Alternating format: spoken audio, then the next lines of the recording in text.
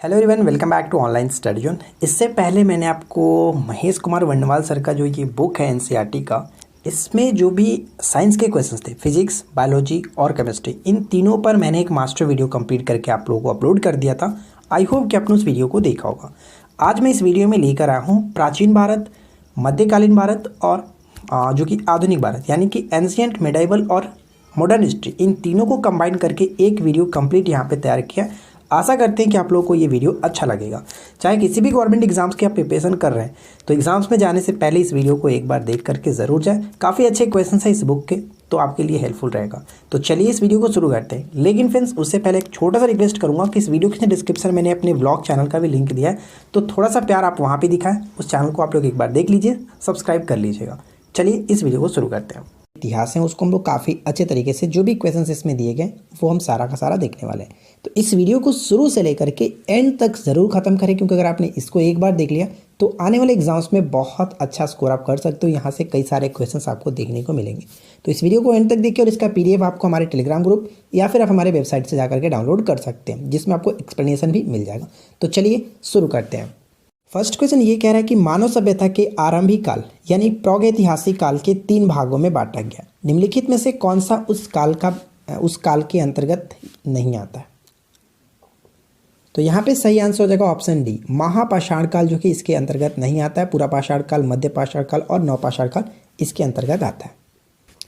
सबसे पहले मानव सदृश प्राणी जो कि प्राक मानव यानी होमोसेपियन से प्रजातीय रूप से भिन्न था, उसे सामान्यतः जाना जाता है। तो सही आंसर हम ऑप्शन बी को टिक करेंगे, पिथेकैंथ्रोपस के रूप में। ऑप्शन बी यहाँ पे बिल्कुल सही आंसर हो जाता है। देखिए यहाँ पे साफ लिखा गया कि आरंभिक मध्य के अत्यंत नूतन काल में विश्व के अनेक भागों में अधिक विकसित मानव जाति का आविर्भाव हुआ। इसे हम पिथेकैंथ्रोपस या फिर यहाँ पे देख सकते हैं, इसको और नाम से जाना जाता है होमो इरेक्टस। ठीक है, तो ये आपको ध्यान रखने। और इसका अर्थ क्या होता है? सीधा चलने वाला कपी मानव। ये ध्यान रखिएगा, सीधा चलने वाला कपी मानव होमो इरेक्टस कहा जाता है। ठीक है, चलिए नेक्स्ट बनता है कि भीमबेटका किसके लिए प्रसिद्ध है? भीमबेटका जो प्रसिद्ध है वो गुफाओं के शैलचित्र के लिए। ऑप्शन हम ए को टिक करेंगे, और ये मध्य प्रदेश में पड़ता है। नेक्स्ट है, किस स्थल से मानव कंकाल के साथ कुत्ते का कंकाल भी प्राप्त हुआ है? ये क्वेश्चंस बहुत ज़्यादा पूछा जाता है। राइट आंसर होगा ऑप्शन हम बी को टिक करेंगे, बुर्जहोम। ठीक है, अगर आपने इससे पहले के जो भी मैंने टॉपिक करा रखे हैं, जैसे इंडियन पॉलिटी कराया था, फिजिक्स, केमिस्ट्री, मैथ्स, बायोलॉजी मैंने कराया था, तो अगर आपने उसको नहीं देखा है तो इस वीडियो के नीचे डिस्क्रिप्शन लिंक चेक कर लीजिएगा, वहाँ पे आपको मिल जाएगा, या फिर आप प्लेलिस्ट में जाकर के भी सारे वीडियो को देख सकते हैं। देखिए नेक्स्ट क्वेश्चन ये कह रहा है कि नौदा टोली का उत्खनन किसने किया था? ये क्वेश्चन भी काफ़ी इंपॉर्टेंट है। देखिए नौदा टोली का जो उत्खनन किया गया था, कह सकते हैं राइट आंसर यहाँ पे होगा ऑप्शन सी, HD संकालिया ने किया था। ऑप्शन सी को टिक करेंगे। ठीक है, और अगर हम बात करेंगे नौदा टोली किस स्टेट में पड़ता है, तो ये मध्य प्रदेश में स्थित है। नेक्स्ट प्रश्न ये बनता है कि किसे चालकोलिथिक युग भी कहा जाता है? देखिए चालकोलिथिक युग के रूप में हम लोग किसे जानते हैं, तो सही आंसर यहाँ पे होगा ऑप्शन सी, ताम्र पाषाण युग। ऑप्शन सी को टिक करेंगे। नेक्स्ट है, गैरिक मृदभांड पात्र का नामकरण हुआ था। राइट आंसर होगा हस्तिनापुर में। ऑप्शन ए को टिक करेंगे। नेक्स्ट प्रश्न ये बनता है कि उस स्थल का नाम बताइए जो वर्तमान में बलूचिस्तान में स्थित है। वर्तमान में बलूचिस्तान में स्थित है मेहरगढ़। ऑप्शन सी को टिक करेंगे।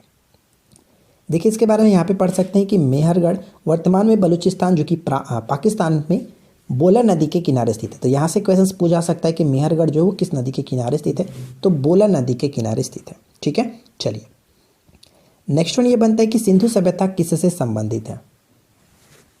सिंधु सभ्यता जो है किससे संबंधित है, तो आधे ऐतिहासिक युग से। ऑप्शन बी को टिक करेंगे। नेक्स्ट प्रश्न ये बनता है कि सिंधु घाटी सभ्यता का कौन सा स्थल वर्तमान में पाकिस्तान में स्थित है? वर्तमान में पाकिस्तान में स्थित है, तो हड़प्पा पाकिस्तान में स्थित है। ठीक है, नेक्स्ट ये बनता है कि मोहनजोदाड़ो में सबसे बड़ी इमारत कौन सी थी?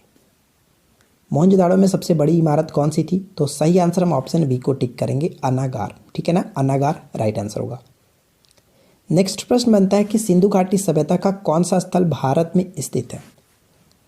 तो यहाँ पे करेक्ट आंसर ऑप्शन सी को टिक करेंगे, लोथल जो पड़ता है वो गुजरात में पड़ता है। तो ये चीज़ आपको ध्यान रखेंगे। ठीक है, लोथल गुजरात राज्य के अहमदाबाद जिले में भोगवा नदी के तट पर स्थित है।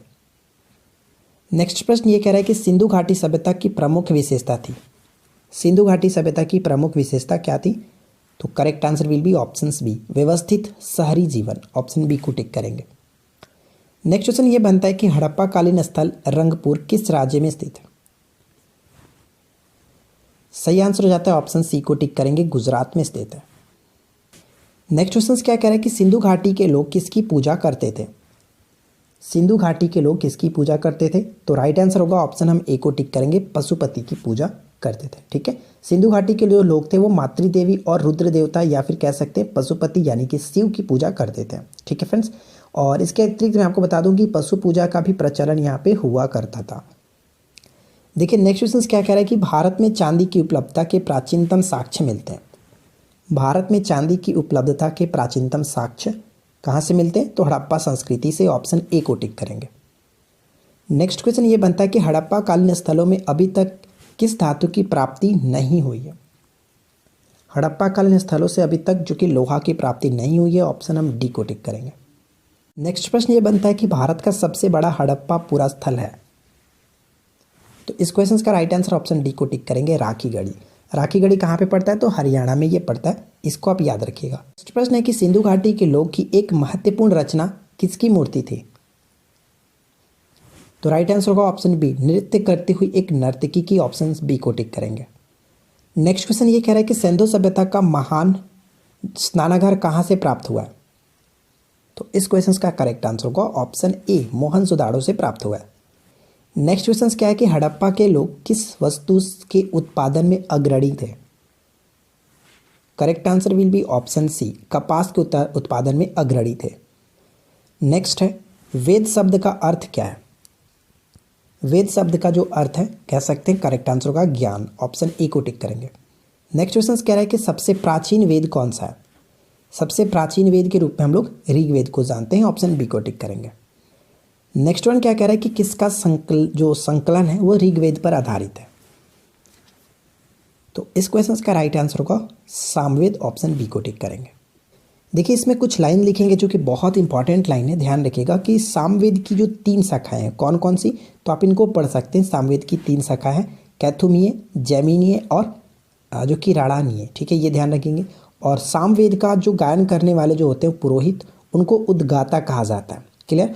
और सामवेद को भारतीय संस्कृत शास्त्र का मूल कहा जाता है। तो ये 3 क्वेश्चन जो कि यहाँ से क्वेश्चन बन सकते हैं, ध्यान रखिएगा। नेक्स्ट वन ये कह रहा है कि बोगाज कोई महत्वपूर्ण है क्योंकि, तो सही आंसर ऑप्शन बी को टिक करेंगे। यहाँ से प्राप्त अभिलेखों में वैदिक देवताओं और देवियों के नामों का उल्लेख मिलता है। ऑप्शन बी को टिक करेंगे। नेक्स्ट है कि प्राचीन भारत में निष्क नाम से जाने जाते थे। बताइए कि प्राचीन भारत में निष्क नाम से जाने जाते थे। तो राइट आंसर का ऑप्शन हम ए को टिक करेंगे, स्वर्ण आभूषण को जाना जाता था। देखिए इससे जुड़ी कुछ पॉइंट्स यहाँ पे कि वैदिक काल में स्वर्ण आभूषणों को निष्क अथवा निशाका कहा जाता था। कुरीर एवं कर्ण शोभन की आभूषण थे। कालांतर में निष्क शब्द का प्रयोग स्वर्ण सिक्कों के लिए भी किया जाने लगा, जबकि बौद्ध जातक में क्रमशः 3 प्रकार के स्वर्ण सिक्कों का उल्लेख किया गया, निष्क, नसाका, निष्क या नसाका या फिर सुवर्ण और एक मसाका। ठीक है, तो ये कुछ पॉइंट्स आप इसको पढ़ करके याद रखिएगा। नेक्स्ट क्वेश्चन कह रहा है कि ऋग्वेद में किस नदी को मतेतमा, देवीतमा और नदीतमा के नाम से संबोधित किया गया? तो इस क्वेश्चन का सही आंसर होगा ऑप्शन बी, सरस्वती को कहा गया। ऑप्शन बी को टिक करेंगे। नेक्स्ट प्रश्न बनता है कि पुराणों की संख्या कितनी है? तो पुराणों की संख्या आपको पता है 18, बिल्कुल बी को टिक करेंगे। नेक्स्ट देखिए क्या कह रहा है कि यज्ञ संबंधी विधि विधानों का ज्ञान होता है। किससे मिलता है? यज्ञ संबंधी विधि विधानों का ज्ञान जो होता है वो हम राइट आंसर ऑप्शन डी को टिक करेंगे, यजुर्वेद। ऑप्शन डी सही आंसर होगा। देखिए नेक्स्ट क्वेश्चन क्या कह रहा है कि आध्यात्मिक ज्ञान के विषय में नचिकेता और यम का संवाद किस उपनिषद में वर्णित है? तो इस क्वेश्चन का करेक्ट आंसर हम ऑप्शन डी को टिक करेंगे, कंडोपनिषद। ठीक है, ऑप्शन डी को टिक करेंगे। नेक्स्ट प्रश्न दिया गया कि पुरुष मेघ का उल्लेख किस ग्रंथ में हुआ है? पुरुष मेघ का उल्लेख जो कि किस ग्रंथ में हुआ है? तो Shatapatha Brahmana. Option C right answer होगा। नेक्स्ट वन कह रहा है कि वैदिक काल में किस पशु को अधन्य माना गया है? वैदिक काल में किस पशु को अधन्य माना गया? तो राइट आंसर होगा ऑप्शन सी, गाय को। नेक्स्ट वन है कि किस वैदिक साहित्य में मोक्ष की चर्चा मिलती है? मोक्ष की चर्चा उपनिषद, ऑप्शन डी को टिक करेंगे। नेक्स्ट वन है कि सत्यमेव जयते शब्द कहाँ से लिया गया है? सत्यमेव जयते शब्द मुंडक उपनिषद से, ऑप्शन डी को टिक करेंगे। ध्यान रखिएगा, अगर क्वेश्चंस पूछ ले कि मुंडक उपनिषद के अनुसार इसका अर्थ क्या होता है, किसका अर्थ, तो सत्यमेव जयते का अर्थ क्या होता है, तो इसका अर्थ होता है सत्य की ही विजय होती है। ठीक है, चलिए नेक्स्ट क्वेश्चन कह रहा है कि गोत्र शब्द का प्रयोग सर्वप्रथम कहाँ किया गया था? तो गोत्र शब्द का सर्वप्रथम प्रयोग ऋग्वेद में किया गया, ऑप्शन बी को टिक करेंगे। नेक्स्ट बनता है कि महात्मा बुद्ध का जन्म और निर्वाण ज्ञान की प्राप्ति किस दिन प्राप्त हुआ था? तो यहाँ पे जो करेक्ट आंसर होगा ऑप्शन हम किसे टिक करेंगे, ऑप्शन ए को टिक करेंगे, Vaishakh Purnima, option A right answer है। नेक्स्ट वन बनता है कि महात्मा बुद्ध किस वंश से संबंधित थे? महात्मा बुद्ध जो कि शाक्य वंश से संबंधित थे, ऑप्शन सी करेक्ट होगा। देखिए नेक्स्ट क्वेश्चन कह रहा है कि गौतम बुद्ध द्वारा अपने धर्म में दीक्षित किया जाने वाला अंतिम व्यक्ति कौन था, बताइए। सही आंसर यहाँ पे होगा, ऑप्शन हम डी को टिक करेंगे, सुभद्र। ठीक है, ऑप्शन डी राइट आंसर होगा। नेक्स्ट वन है कि अष्टांग मार्ग की संकल्पना अंग है, किसकी अंग है? अष्टांग मार्ग की संकल्पना किसकी अंग है? तो धर्मचक्र प्रवर्तन की विषय वस्तु का, ऑप्शन डी को टिक करेंगे, धर्मचक्र प्रवर्तन की विषय वस्तु का। नेक्स्ट वन देखिए क्या कह रहा है कि त्रिपिटक क्या है? तो त्रिपिटक जो है वो बौद्ध साहित्य होता है, ऑप्शन डी राइट आंसर होगा। नेक्स्ट वन है कि अलार कलाम कौन थे? अलार कलाम कौन थे? तो करेक्ट आंसर होगा बुद्ध के ये गुरु थे। नेक्स्ट वन बनता है कि निम्नलिखित में से किसे एशिया का ज्योतिपुंज कहा जाता है? एशिया के ज्योतिपुंज के रूप में गौतम बुद्ध को जाना जाता है, ऑप्शन ए को टिक करेंगे। देखिए इस क्वेश्चन से पूछा जाने वाला जो सबसे अधिक क्वेश्चन है वो है कि गौतम बुद्ध को एशिया का ज्योतिपुंज कहा जाता है। गौतम बुद्ध के जीवन पर एडविन अर्नाल्ड ने लाइट ऑफ एशिया नामक काव्य पुस्तक की रचना की थी। ये क्वेश्चन पूछा जाता है, ठीक है ना, तो इसको आप याद रखिएगा। नेक्स्ट प्रश्न बनता है कि बुद्ध की मृत्यु के पश्चात प्रथम बौद्ध संगीति की अध्यक्षता किसने की थी? यहाँ पे बात अध्यक्षता की जा रही है, तो ध्यान रखिएगा अध्यक्षता महाकश्यप किया गया था, ऑप्शन हम ए को टिक करेंगे। नेक्स्ट प्रश्न बनता है कि नालंदा विश्वविद्यालय की स्थापना का युग है।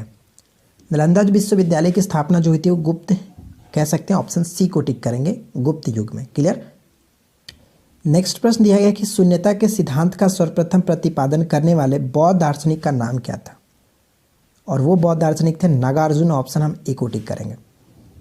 नेक्स्ट प्रश्न दिया गया कि जैन धर्म का आधारभूत नैतिक मूल्य क्या है? जैन धर्म का आधारभूत नैतिक मूल्य क्या है? तो अहिंसा, ऑप्शन सी राइट आंसर होगा। देखिए ये क्वेश्चंस बहुत ज़्यादा बार पूछा जाता है कि जैन धर्म में पूर्ण ज्ञान के लिए किस शब्द का प्रयोग किया जाता है। एक्चुअली इस क्वेश्चन को थोड़ा सा घुमा करके पूछा जाता है कि कैवल्य जो शब्द है, कैवल्य शब्द का संबंध किस धर्म से है? तो ध्यान रखेंगे जैन धर्म से। तो इस क्वेश्चन को थोड़ा सा घुमा करके पूछा जाता है एक्चुअली, तो राइट आंसर यहाँ पे ऑप्शन सी को टिक करेंगे।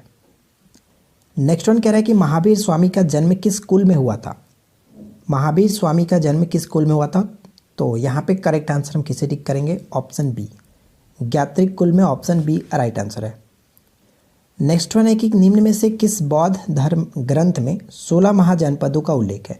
यहाँ पे बौद्ध ग्रंथ की पूछी बात कही गई है, तो ध्यान रखेंगे बौद्ध ग्रंथ में 16 जनपदों का उल्लेख अंगुत्तर निकाय में मिलता है, ऑप्शन ए को सही आंसर टिक करेंगे। अगर यहीं पे क्वेश्चंस में पूछा था कि जैन धर्म में 16 जनपदों का उल्लेख किस में मिलता है, तो भगवती सूत्र में मिलता है, ठीक है। नेक्स्ट वन ये बनता है कि प्रथम मगध साम्राज्य का उत्कर्ष किस शताब्दी में हुआ था? Right answer will be option B, ईसा पूर्व 6ठी शताब्दी, ठीक है। नेक्स्ट प्रश्न है कि महाभारत के अनुसार उत्तरी पांचाल की राजधानी स्थित थी। उत्तरी पांचाल की राजधानी अहिछत्र, ऑप्शन सी को टिक करेंगे। नेक्स्ट वन बनता है कि मगध के किस प्रारंभिक शासक ने राज्यारोहण के लिए अपने पिता की हत्या की एवं स्वयं इसी कारणवश अपने पुत्र द्वारा मारा गया? तो करेक्ट आंसर होगा ऑप्शन बी, अजातशत्रु, ठीक है ना, अजातशत्रु। नेक्स्ट वन बनता है कि विश्व का पहला गणतंत्र वैशाली में किसके द्वारा स्थापित किया गया था? विश्व का पहला गणतंत्र वैशाली में किसके द्वारा स्थापित किया गया था? तो इस क्वेश्चन का करेक्ट आंसर होगा ऑप्शन डी, लिच्छवी के द्वारा, ऑप्शन डी राइट आंसर है। नेक्स्ट प्रश्न देखिए क्या है कि प्राचीन श्रावस्ती का नगर विन्यास किस आकृति का है? प्राचीन श्रावस्ती का नगर विन्यास किस आकृति का है? तो करेक्ट आंसर होगा ऑप्शन बी, अर्धचंद्राकार। ऑप्शन बी राइट आंसर होगा। नेक्स्ट प्रश्न बनता है कि मालवा क्षेत्र पर मगध की सत्ता का विस्तार निम्न में से किसके शासनकाल में हुआ था? तो correct answer option D, Shishunaga. Next प्रश्न है कि मगध का सम्राट जो कि अपरोपर परशुराम के नाम से जाना जाता था, तो सही आंसर हम किसे टिक करेंगे? ऑप्शन यहाँ पे डी करेक्ट आंसर होगा, Mahapadmananda. Option D right answer है। नेक्स्ट प्रश्न है कि प्रारंभिक गणतंत्र में कौन सा नहीं था? प्रारंभिक गणतंत्र में कौन सा नहीं था? तो करेक्ट आंसर होगा ऑप्शन सी, यानी कि यौधेय। ठीक है, यौधेय, ऑप्शन सी को टिक करेंगे। नेक्स्ट प्रश्न दिया गया कि मगध की राजधानी कौन सी थी? मगध की राजधानी कौन सी थी? तो ग्रीव्रज या फिर राजगिरी कह सकते हैं। ऑप्शन सी को टिक करेंगे। नेक्स्ट वन देखिए क्या कह रहा है कि चेदी वंश का राजा खारवेल किस क्षेत्र से संबंधित था? चेदी वंश का राजा खारवेल किस वंश से संबंधित था, किस क्षेत्र से संबंधित था? तो ये कलिंग से संबंधित था। ऑप्शन बी करेक्ट होगा। नेक्स्ट प्रश्न बनता है कि शिशुनाग वंश का वह शासक जिसके शासनकाल में वैशाली में द्वितीय बौद्ध संगीति का आयोजन किया गया था? तो द्वितीय बौद्ध संगीति का आयोजन कालाशोक। ऑप्शन सी को टिक करेंगे। नेक्स्ट क्वेश्चन दिया गया कि गोदावरी नदी के तट पर स्थित महाजनपद कौन था? एकमात्र ऐसा जनपद ये था कि जो कि दक्षिणी भारत में स्थित था गोदावरी नदी के तट पर, और वो है Ashmaka. Option C correct answer हो जाता है। नेक्स्ट क्वेश्चन कह रहा है कि भारत का कौन सा क्षेत्र प्राचीन काल में अवंतिका के नाम से जाना जाता था? अगर आप इन सभी का एक्सप्लेनेशन देखना चाहते हैं तो आपको ये पीडीएफ प्रोवाइड करा दिया जाएगा। पीडीएफ आप हमारे टेलीग्राम ग्रुप या फिर हमारे वेबसाइट से डाउनलोड कर सकते हैं। लिंक आपको इसके नीचे मिल जाएगा, डिस्क्रिप्शन चेक कर लीजिएगा। ठीक है, देखिए नेक्स्ट क्वेश्चन क्या कह रहा है कि अवंतिका की राजधानी क्या थी? तो करेक्ट आंसर हम किसे टिक करेंगे? ऑप्शन हम यहाँ पे डी को टिक करेंगे, मालवा। ठीक है, मालवा। नेक्स्ट प्रश्न क्या कह रहा है कि प्रसिद्ध नौमिषारण्य तीर्थ किस जिले में स्थित है? नैमिषारण्य तीर्थ जो है किस जिले में स्थित है? तो correct answer option C, Sitapur. Clear. अगर हम बात करें कि सीतापुर कहाँ पे पड़ता है, तो ये उत्तर प्रदेश में पड़ता है, ध्यान रखेंगे। ठीक है। नेक्स्ट क्वेश्चन है कि प्रथम भारतीय साम्राज्य किसने स्थापित किया था? प्रथम भारतीय साम्राज्य किसने स्थापित किया था? तो करेक्ट आंसर होगा Chandragupta Maurya. Option C correct answer है। नेक्स्ट वन बनता है कि सैंड्रोकोटस की चंद्रगुप्त के रूप में पहचान किसने की थी? सैंड्रोकोटस की चंद्रगुप्त के रूप में पहचान किसने की थी? तो करेक्ट आंसर होगा William Jones. Option E right answer है। नेक्स्ट वन है कि चंद्रगुप्त मौर्य के पश्चात सिंहासन पर कौन बैठा था? चंद्रगुप्त मौर्य के पश्चात सिंहासन पर बिंदुसार बैठा था। ऑप्शन सी को टिक करेंगे। नेक्स्ट क्वेश्चन ये बनता है कि चंद्रगुप्त मौर्य का साम्राज्य उत्तर पश्चिम में कहाँ तक था? तो इस क्वेश्चन का राइट आंसर होगा हिंदुकुश पर्वत। ऑप्शन डी को टिक करेंगे। नेक्स्ट वन क्वेश्चन कह रहा है कि सेल्यूकस जिनको अलेक्जेंडर द्वारा सिंध और अफगानिस्तान का प्रशासक नियुक्त किया गया था, को किस भारतीय राजा ने पराजित किया था? तो करेक्ट आंसर होगा चंद्रगुप्त मौर्य। ऑप्शन डी सही आंसर है। नेक्स्ट प्रश्न है कि प्राचीन भारत में कौन सी एक जो लिपि थी वो दाईं ओर से बाईं ओर लिखी जाती थी? प्राचीन भारत में कौन सी एक लिपि दाईं ओर से बाईं ओर लिखी जाती थी? तो राइट आंसर हम यहाँ पे खरोष्टी को टिक करेंगे, डी करेक्ट आंसर होगा। नेक्स्ट वन है कि चंद्रगुप्त मौर्य के दरबार में भेजा गया यूनानी राजदूत कौन था? चंद्रगुप्त मौर्य के दरबार में भेजा गया यूनानी राजदूत कौन था? तो सही आंसर को हम यहाँ पे ऑप्शन किसे टिक करेंगे? ऑप्शन सी करेक्ट आंसर होगा मेगास्थनीज। नेक्स्ट प्रश्न कह रहा है कि बिंदुसार ने अशोक को किस विद्रोह को समाप्त करने के लिए भेजा था? बिंदुसार ने अशोक को किस विद्रोह को समाप्त करने के लिए भेजा था? तो करेक्ट आंसर होगा ऑप्शन बी तक्षशिला। नेक्स्ट प्रश्न बनता है कि सारनाथ स्तंभ का निर्माण किसने करवाया था? सारनाथ स्तंभ का निर्माण किसने कराया था? ऑप्शन बी करेक्ट आंसर है अशोक ने। नेक्स्ट वन बनता है कि किस अभिलेख में अशोक का नाम उल्लेखित है? अशोक का नाम उल्लेखित है जो कि हम कह सकते हैं मास्की का लघु शिलालेख। ऑप्शन यहाँ पे डी करेक्ट है। नेक्स्ट वन बनता है कि मौर्य परिषद मंत्री परिषद में कौन राजस्व एकत्रीकरण करने से संबंधित था? राजस्व एकत्रीकरण करने से संबंधित था। तो राइट आंसर होगा समाहर्ता। ऑप्शन ए करेक्ट आंसर है। नेक्स्ट क्वेश्चन कह रहा है कि भाग एवं बल्ली थे। भाग एवं बल्ली क्या था? तो करेक्ट आंसर होगा ऑप्शन बी राजस्व का स्रोत था। ठीक है, राजस्व का स्रोत था प्राचीन भारत में भाग एवं बलि जो थे राजस्व के स्रोत थे, इसको आप ध्यान रखेंगे। ठीक है, छोटा सा पॉइंट यहाँ पे आप पढ़ करके समझ सकते हैं कि प्राचीन भारत में भाग एवं बलि राजस्व के स्रोत थे। कौटिल्य के अर्थशास्त्र के अनुसार भूमि का मालिक राजा हुआ करता था और वह भूमि से उत्पन्न उत्पादन के एक भाग का अधिकारी था। ठीक है, इस तरह से आप ध्यान रखेंगे और इसी कर को भाग कहते थे। नेक्स्ट वन है कि किस स्तंभ में अशोक ने स्वयं को मगध का सम्राट बताया? मगध का सम्राट ब्राबो स्तंभ में, ऑप्शन डी को टिक करेंगे। नेक्स्ट बनता है कि रज्जुक कौन थे? रज्जुक कौन थे? तो इस क्वेश्चन का करेक्ट आंसर हम किसे टिक करेंगे? मौर्य शासन में अधिकारी होते थे, उन्हीं को कहते थे रज्जुक। नेक्स्ट क्वेश्चन कह रहा है कि अशोक ने जो प्रमुख शिलालेख संगम राज्य के विषय में हमें बताते हैं उसमें सम्मिलित है? दूसरा और 13वां, ऑप्शन यहाँ पे सी को टिक करेंगे, दूसरा और 13वां। 13वां शिलालेख और भी इंपॉर्टेंट है इसलिए क्योंकि उसमें कलिंग युद्ध के बारे में वर्णन दिया गया। ठीक है ना।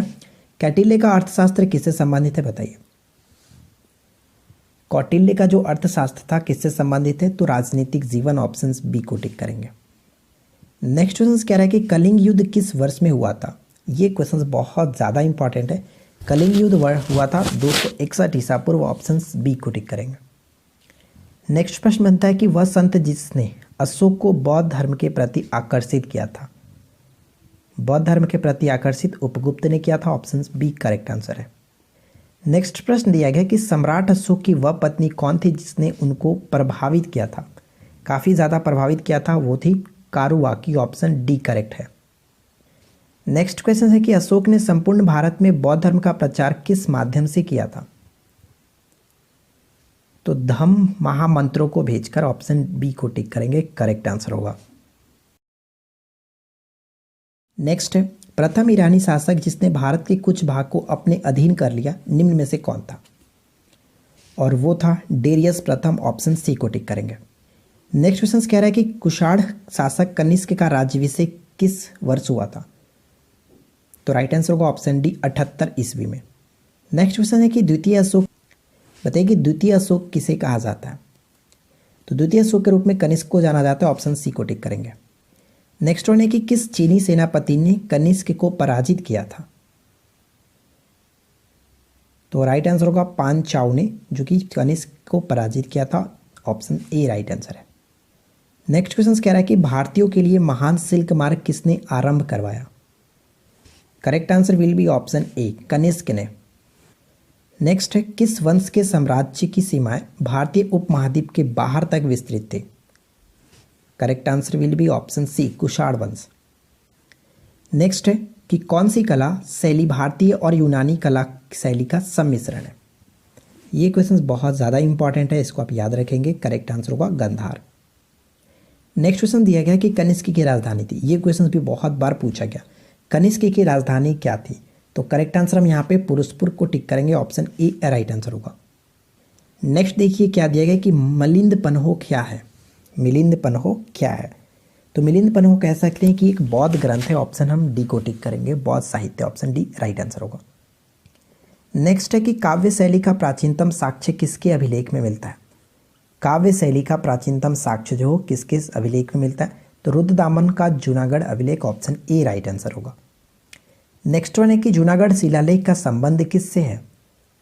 तो जस्ट अभी ऊपर हम लोगों ने देखा था जूनागढ़ शिलालेख रुद्रदामन से संबंधित है, ऑप्शन ए करेक्ट होगा। नेक्स्ट प्रश्न दिया गया कि किस वंश के शासक ने ब्राह्मणों और बौद्ध भिक्षुओं को कर मुक्त ग्राम देने की प्रथा प्रारंभ की थी? तो करेक्ट आंसर होगा हम यहाँ पे ऑप्शन ई को टिक करेंगे, सतवाहन वंश ने। अगला प्रश्न कह रहा है कि भारत में सर्वप्रथम सोने के सिक्के किसने जारी किए थे?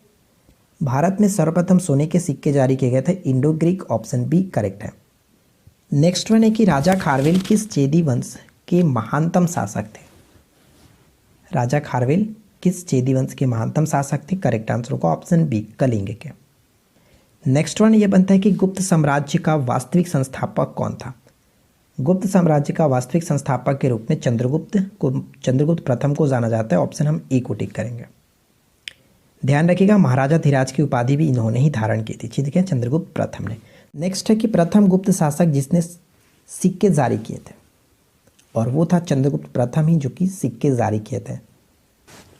नेक्स्ट वन है कि विदेशी राजा जिसने समुद्रगुप्त से अनुरोध किया था कि उसे भारत में बौद्ध विहार बनाने की अनुमति दी जाए, वह कौन था? और वो था मेघवर्मन। ऑप्शन हम बी को टिक करेंगे। नेक्स्ट प्रश्न दिया गया है कि शक विजेता किसे माना जाता है? शक विजेता के रूप में हम लोग चंद्रगुप्त द्वितीय को मानते हैं। ऑप्शन सी को टिक करेंगे। नेक्स्ट वन है कि इलाहाबाद स्तंभ अभिलेख किस एक से संबंध है? और ये क्वेश्चन बहुत ज़्यादा इंपॉर्टेंट है, कई बार पेपर में रिपीट होता रहता है। इलाहाबाद स्तंभ का संबंध जो कि समुद्रगुप्त से। ऑप्शन डी को टिक करेंगे। नेक्स्ट प्रश्न है कि गुप्त राजा जिसने विक्रमादित्य की उपाधि ग्रहण की थी, विक्रमादित्य की उपाधि किसने ग्रहण की थी? तो चंद्रगुप्त द्वितीय ने। ऑप्शन सी को टिक करेंगे। देखिए यहाँ पे जो लाइन लिखा है वो बहुत ज़्यादा इंपॉर्टेंट है। चंद्रगुप्त द्वितीय ने विक्रमादित्य की पदवी ग्रहण की थी, जिसका अर्थ है प्रक्रामक का सूर्य। ठीक है, इसके द्वारा ग्रहण की गई अन्य जो उपाधियाँ थी जैसे विक्रामक, परम भागवत, ये क्वेश्चन बहुत पूछा जाता है कि परम भागवत की उपाधि किसने धारण की थी? तो चंद्रगुप्त द्वितीय ने। ठीक है, और इसे देवगुप्त, देवराज, देवश्री आदि नामों से भी जाना जाता था। बाकी चीज़ों को आप पढ़ करके याद रखिएगा। नेक्स्ट क्वेश्चन दिया गया कि किस शासक के सिक्के संस्कृत के प्रति प्रेम दर्शाते हैं? किस शासक के सिक्के संगीत के प्रति प्रेम दर्शाते हैं? तो इस क्वेश्चन का करेक्ट आंसर ऑप्शन हम ए को टिक करेंगे, समुद्रगुप्त, जिसे भारत का नेपोलियन के नाम से जाना जाता है। इससे जुड़ी यहाँ पे एक लाइन है जो कि बहुत इंपॉर्टेंट है, हाल ही में जो कि बिहार एसआई मेंस में भी पेपर में पूछा गया था कि अश्वमेध यज्ञ किसने कराया था? तो समुद्रगुप्त ने कराया था। और साथ ही साथ पृथुव्या प्रथम वीर की उपाधि किसने धारण की थी? तो ये ध्यान रखेंगे, इसी ने धारण की थी, समुद्रगुप्त ने धारण की थी। ठीक है, चलिए नेक्स्ट प्रश्न बनता है कि भारत का नेपोलियन किसे कहा जाता है? भारत का नेपोलियन किसे कहा जाता है? तो जस्ट मैंने आपको बताया, समुद्रगुप्त को। नेक्स्ट देखिए क्या है कि गुप्तकालीन रजत मुद्राओं के नाम क्या थे? यानी गुप्त काल के जो चांदी का सिक्का होता था उसको हम लोग किस नाम से जानते थे? रूपक के नाम से जानते थे, जबकि सोने के सिक्के को हम लोग दिनार कहते थे। ठीक है, सोना का सिक्का ये था। नेक्स्ट प्रश्न है कि चंद्रगुप्त के नवरत्नों में से कौन सा फलिक ज्योतिष से संबंधित था? फलित ज्योतिष से संबंधित कौन था? तो राइट आंसर होगा छपड़क। ठीक है, छपड़क, यहाँ पे ऑप्शन सी को टिक करेंगे। नेक्स्ट क्वेश्चन देख लीजिए क्या दिया गया कि कवि कालिदास किसके दरबार में रहते थे? ये भी इंपॉर्टेंट होगा। तो कवि कालिदास जो थे वो किसके दरबार में रहते थे? तो चंद्रगुप्त द्वितीय यानी विक्रमादित्य के दरबार में वो रहते थे। नेक्स्ट है कि नगरों का क्रमिक पतन किस काल का एक महत्वपूर्ण विशेषता थी? गुप्त काल की ये प्रमुख विशेषता थी। ऑप्शन ए राइट होगा। नेक्स्ट क्वेश्चन कह रहा है कि गुप्त शासकों की सरकार यानी दरबारी जो भाषा थी वो क्या थी? गुप्त शासकों की दरबारी भाषा संस्कृत हुआ करती थी। ऑप्शन डी को टिक करेंगे। नेक्स्ट प्रश्न बनता है कि शतरंज का खेल कहाँ ओरिएंटेड हुआ यानी कि उद्भूत हुआ? बताइए, शतरंज का खेल कहाँ से उद्भव माना जाता है? तो भारत में। ऑप्शन डी को टिक करेंगे। नेक्स्ट है कि किस अभिलेख से सती प्रथा का प्रथम साक्ष्य प्राप्त हुआ है? सती प्रथा का प्रथम साक्ष्य जो प्राप्त हुआ है कह सकते हैं एरड़ अभिलेख से। ऑप्शन ए करेक्ट होगा। नेक्स्ट बनता है कि किस चीनी यात्री ने भीनमाल की यात्रा की थी? भीनमाल कहाँ पे पड़ता है? ध्यान रखेंगे, ये गुजरात में पड़ता है। ठीक है, गुजरात में ये स्थित है। और किसने यात्रा की थी? तो करेक्ट आंसर होगा Hiuen Tsang. Option C right answer है। नेक्स्ट वन बनता है कि तीसरी शताब्दी में वारंगल वर्तमान में प्रसिद्ध था। वारंगल वर्तमान में प्रसिद्ध था किसके लिए? तो करेक्ट आंसर होगा लोहे के यंत्रों और उपकरणों के लिए। ऑप्शन सी को टिक करेंगे। नेक्स्ट प्रश्न दिया गया कि मौखरी शासकों की राजधानी कहाँ थी? मौखरी शासकों की राजधानी कहाँ थी? Correct answer will be option B Kannauj. Next one है कि नर्मदा नदी पर सम्राट हर्ष के दक्षिणावर्ती अभियान को किसने रोका था? तो किसने रोका था? तो करेक्ट आंसर यहाँ पे हम किसे टिक करेंगे? ऑप्शन बी बिल्कुल करेक्ट आंसर होगा, पुलकेशिन द्वितीय ने। ठीक है, पुलकेशिन द्वितीय ने। नेक्स्ट क्वेश्चन क्या कह रहा है कि हर्ष की राजधानी कहाँ थी, कहाँ स्थित थी? ध्यान दीजिएगा, हर्ष की राजधानी कहाँ स्थित थी क्वेश्चन है। तो हर्ष की राजधानी पहले जो था वो थानेश्वर में था, लेकिन उसके बाद इसने कनौज में स्थानांतरित कर दिया था। तो करेक्ट आंसर हम आप यहाँ पे ऑप्शन डी को टिक करेंगे। देखिए यहाँ पे लिखा भी गया है कि राज्यवर्धन की मृत्यु के पश्चात हर्षवर्धन थानेश्वर के राजसिंहासन पर बैठा था। थानेश्वर के राजसिंहासन पर बैठा था और अपनी राजधानी थानेश्वर से कनौज स्थानांतरित की थी। यहाँ पे ऑप्शन ए लिखा गया था जो कि ये आपका गलत होगा। ऑप्शन डी को टिक करेंगे, थानेश्वर करेक्ट आंसर। ठीक है, नेक्स्ट प्रश्न दिया गया कि हर्ष के शासन की सूचनाएं किसकी पुस्तक में वर्णित है? हर्ष के शासनकाल की सूचनाएं किसकी पुस्तकों में वर्णित है? तो करेक्ट आंसर होगा Kalhana. Option B right answer है। देखिए यहाँ पे जितने भी पॉइंट्स लिखे गए हैं वो काफ़ी इंपॉर्टेंट पॉइंट है, तो आप इन सभी को याद रखेंगे। जैसे बाणभट्ट की कृति हर्ष चरित्र और कलहण की कृति राजतरंगिणी, यहाँ से डायरेक्ट 2 क्वेश्चंस पूछे जाते हैं, तो इन दोनों को याद रखिएगा। इसमें क्योंकि हर्ष की जो कि शासनकाल की सूचनाएं मिलती है, हेनसांग ने हर्ष को शिलादित्य कहा था, ये ध्यान रखेंगे। शिलादित्य किसे कहा जाता है, तो हेनसांग ने हर्ष को, हर्षवर्धन को कहा था, शिलादित्य के नाम से जाना जाता है। और बाणभट्ट ने अपने समकालीन शासकों में एवं पूर्वजों के जीवन कृत्य का वर्णन किया। हर्ष ने नागानंद, रत्नावली और प्रियदर्शिका नामक नाटक की रचना की थी, यानी कि इस तीनों की रचना किसने की थी, हर्षवर्धन ने की थी, ध्यान रखेंगे। नेक्स्ट क्वेश्चन दिया गया कि चीनी यात्री हेनसांग ने किस विश्वविद्यालय में अध्ययन किया था। तो इस क्वेश्चन का करेक्ट आंसर हम यहाँ पे ऑप्शन डी को टिक करेंगे, नालंदा विश्वविद्यालय में। नेक्स्ट प्रश्न है कि प्राचीन चोल साम्राज्य की राजधानी कहाँ स्थित थी। प्राचीन चोल साम्राज्य की राजधानी कहाँ स्थित थी, तो करेक्ट आंसर होगा ऑप्शन हम सी को टिक करेंगे, उरैयूर। ठीक है, Uraiyur option C correct answer होगा। नेक्स्ट बनता है कि चोल साम्राज्य की स्थापना किसने की थी। और क्वेश्चन देखिए, कभी कभी पूछा था कि उरैयूर किसके लिए प्रसिद्ध था, तो सूती वस्त्र उद्योग के लिए प्रसिद्ध था, इसको आप ध्यान रखेंगे। ठीक है, और देखिए चोल साम्राज्य की स्थापना किसने की थी, तो विजयालय ने की थी, ऑप्शन सी को टिक करेंगे।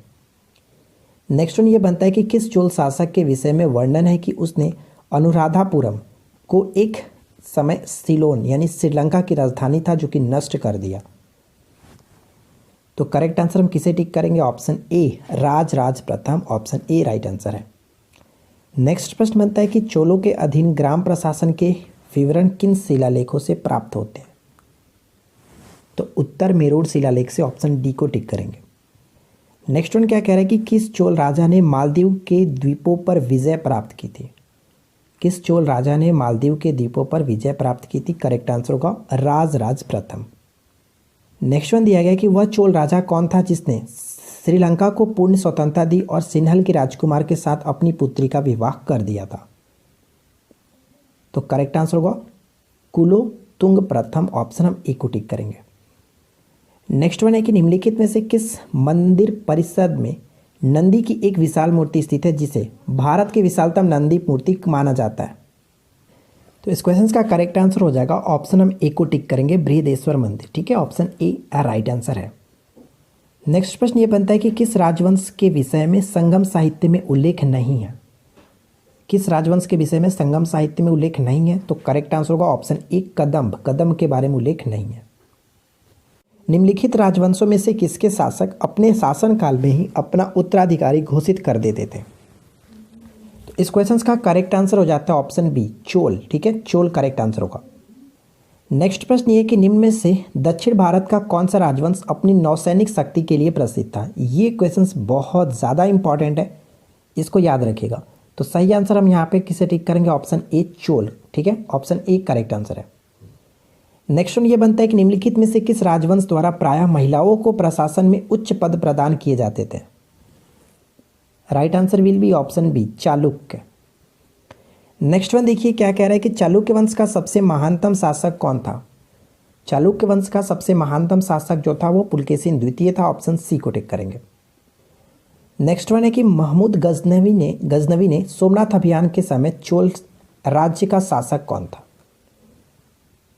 तो राइट आंसर यहाँ पे होगा, ऑप्शन डी को टिक करेंगे, राजेंद्र प्रथम।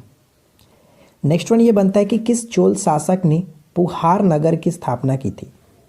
पुहार नगर की स्थापना कारिकल ने की थी, ऑप्शन डी को टिक करेंगे। और वर्तमान में जो हमारा ये कावेरी पट्टनम है उसी को पहले पुहार कहा जाता था। ठीक है, चलिए नेक्स्ट देखिए क्या है कि प्राचीनतम भारत में चालुक्यों को किसने विस्थापित किया था।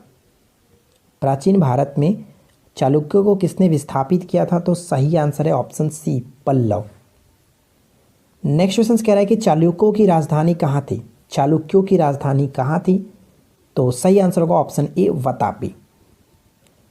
नेक्स्ट प्रश्न ये कह रहा है कि किस चोल शासक ने बंगाल की खाड़ी को चोल झील का स्वरूप प्रदान किया था। किस चोल शासक ने बंगाल की खाड़ी को चोल झील का स्वरूप प्रदान किया था, तो right answer will be option B Rajendra प्रथम।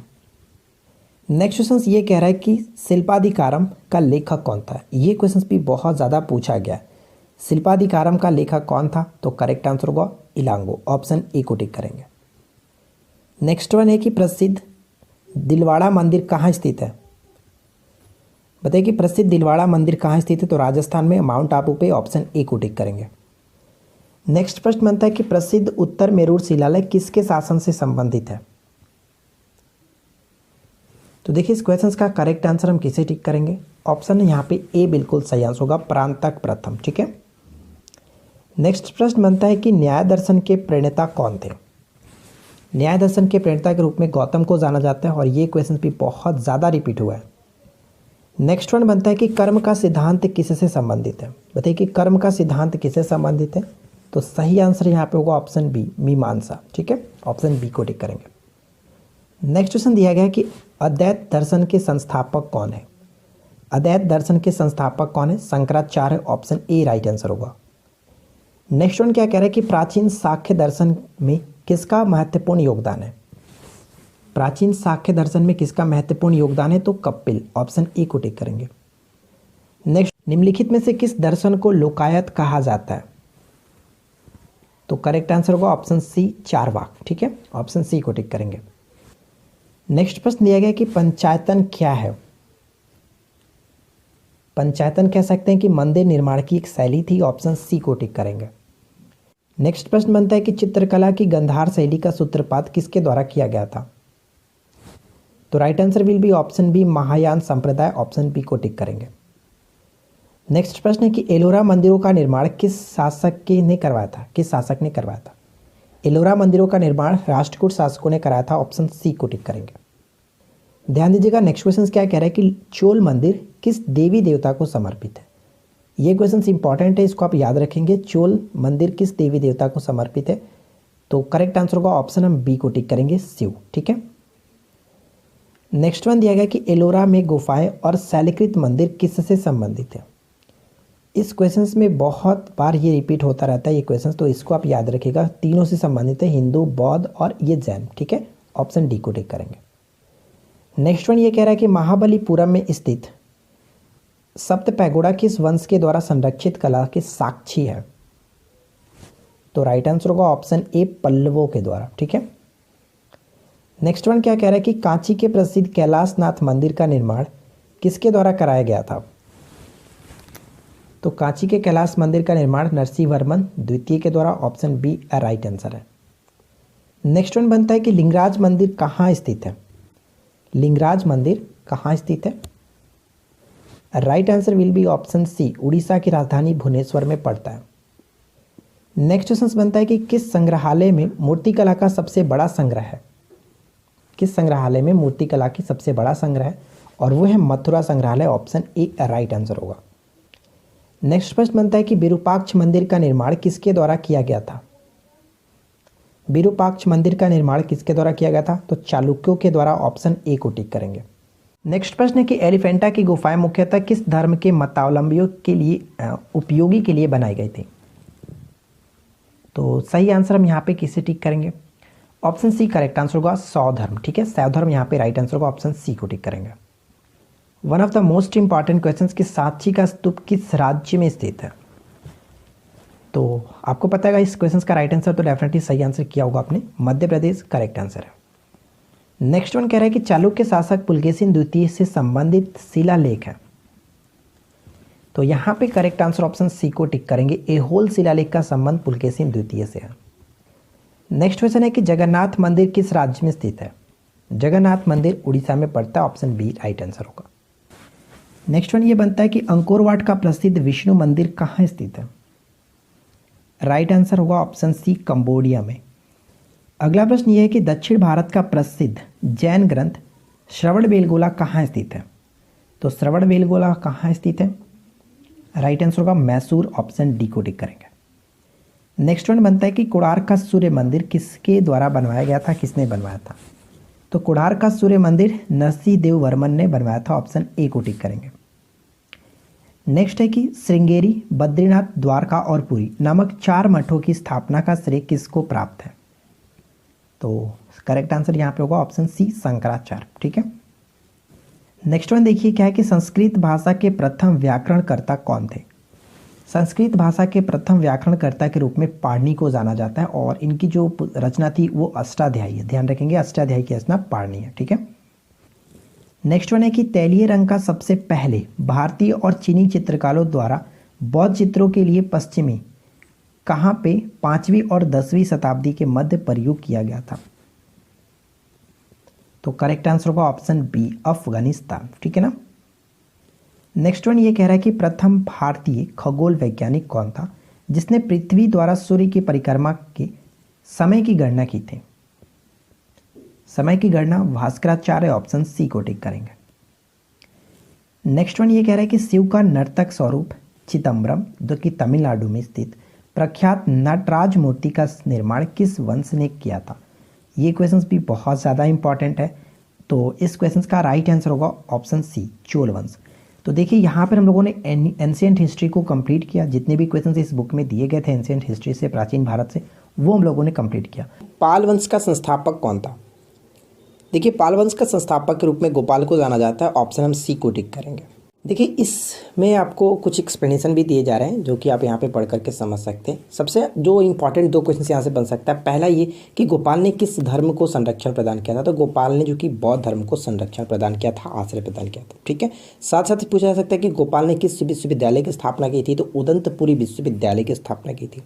पाल वंश की राजधानी क्या थी? मुंगेर। और साथ ही साथ गौड़ी रीति नामक साहित्यिक विद्या का विकास पाल शासकों के शासनकाल में हुआ था। तो यहाँ से 2-3 क्वेश्चंस बन सकते हैं।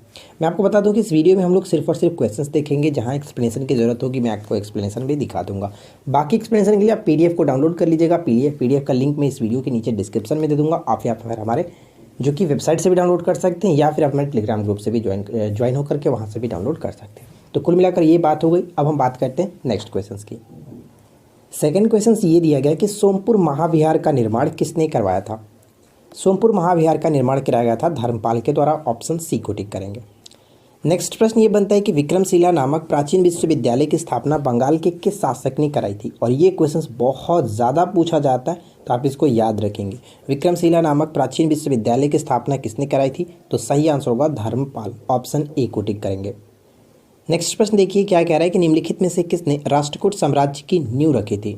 राष्ट्रकूट साम्राज्य की नींव रखी गई थी किसके द्वारा? तो ऑप्शन हम बी को टिक करेंगे, दंती दुर्ग के द्वारा। ठीक है। अगर क्वेश्चंस में पूछ ले कि राष्ट्रकूटों की राजधानी क्या थी, तो कह सकते हैं मन्याखेत, याद रखेंगे। देखिए इससे जुड़ी कुछ यहाँ पे एक्सप्लेनेशन में लिखा गया, पढ़ सकते हैं कि राष्ट्रकूट साम्राज्य का संस्थापक जो है कि दंती वर्मन या फिर दंती दुर्ग था, जिसने 736 ईस्वी में चालुक्य राजा कीर्तिवर्मन को पराजित करके दक्कन के अधिकांश भाग को अपने अधिकार में ले लिया। दंती दुर्ग ने मन्याखेत या फिर मालखंड को अपनी राजधानी बनाया था। ठीक है। तो ये सभी चीज़ें आपको याद रखना है। और साथ साथ यहाँ पे पढ़ सकते हैं महाराजा धीराज परमेश्वर परम भट्टारक और आदि उपाधियां भी धारण की थी। ठीक है। नेक्स्ट प्रश्न ये बनता है कि पुनर्वर्धन भुक्ति अवस्थित थी? सही आंसर होगा ऑप्शन ए, उत्तरी बंगाल में। ठीक है। मैं आपको बता दूं कि ये एक प्रकार का जो कि क्षेत्र था पुनर्वर्धन, प्राचीन काल में उत्तरी बंगाल का एक क्षेत्र था। ठीक है, जिसमें पुनर लोग रहते थे।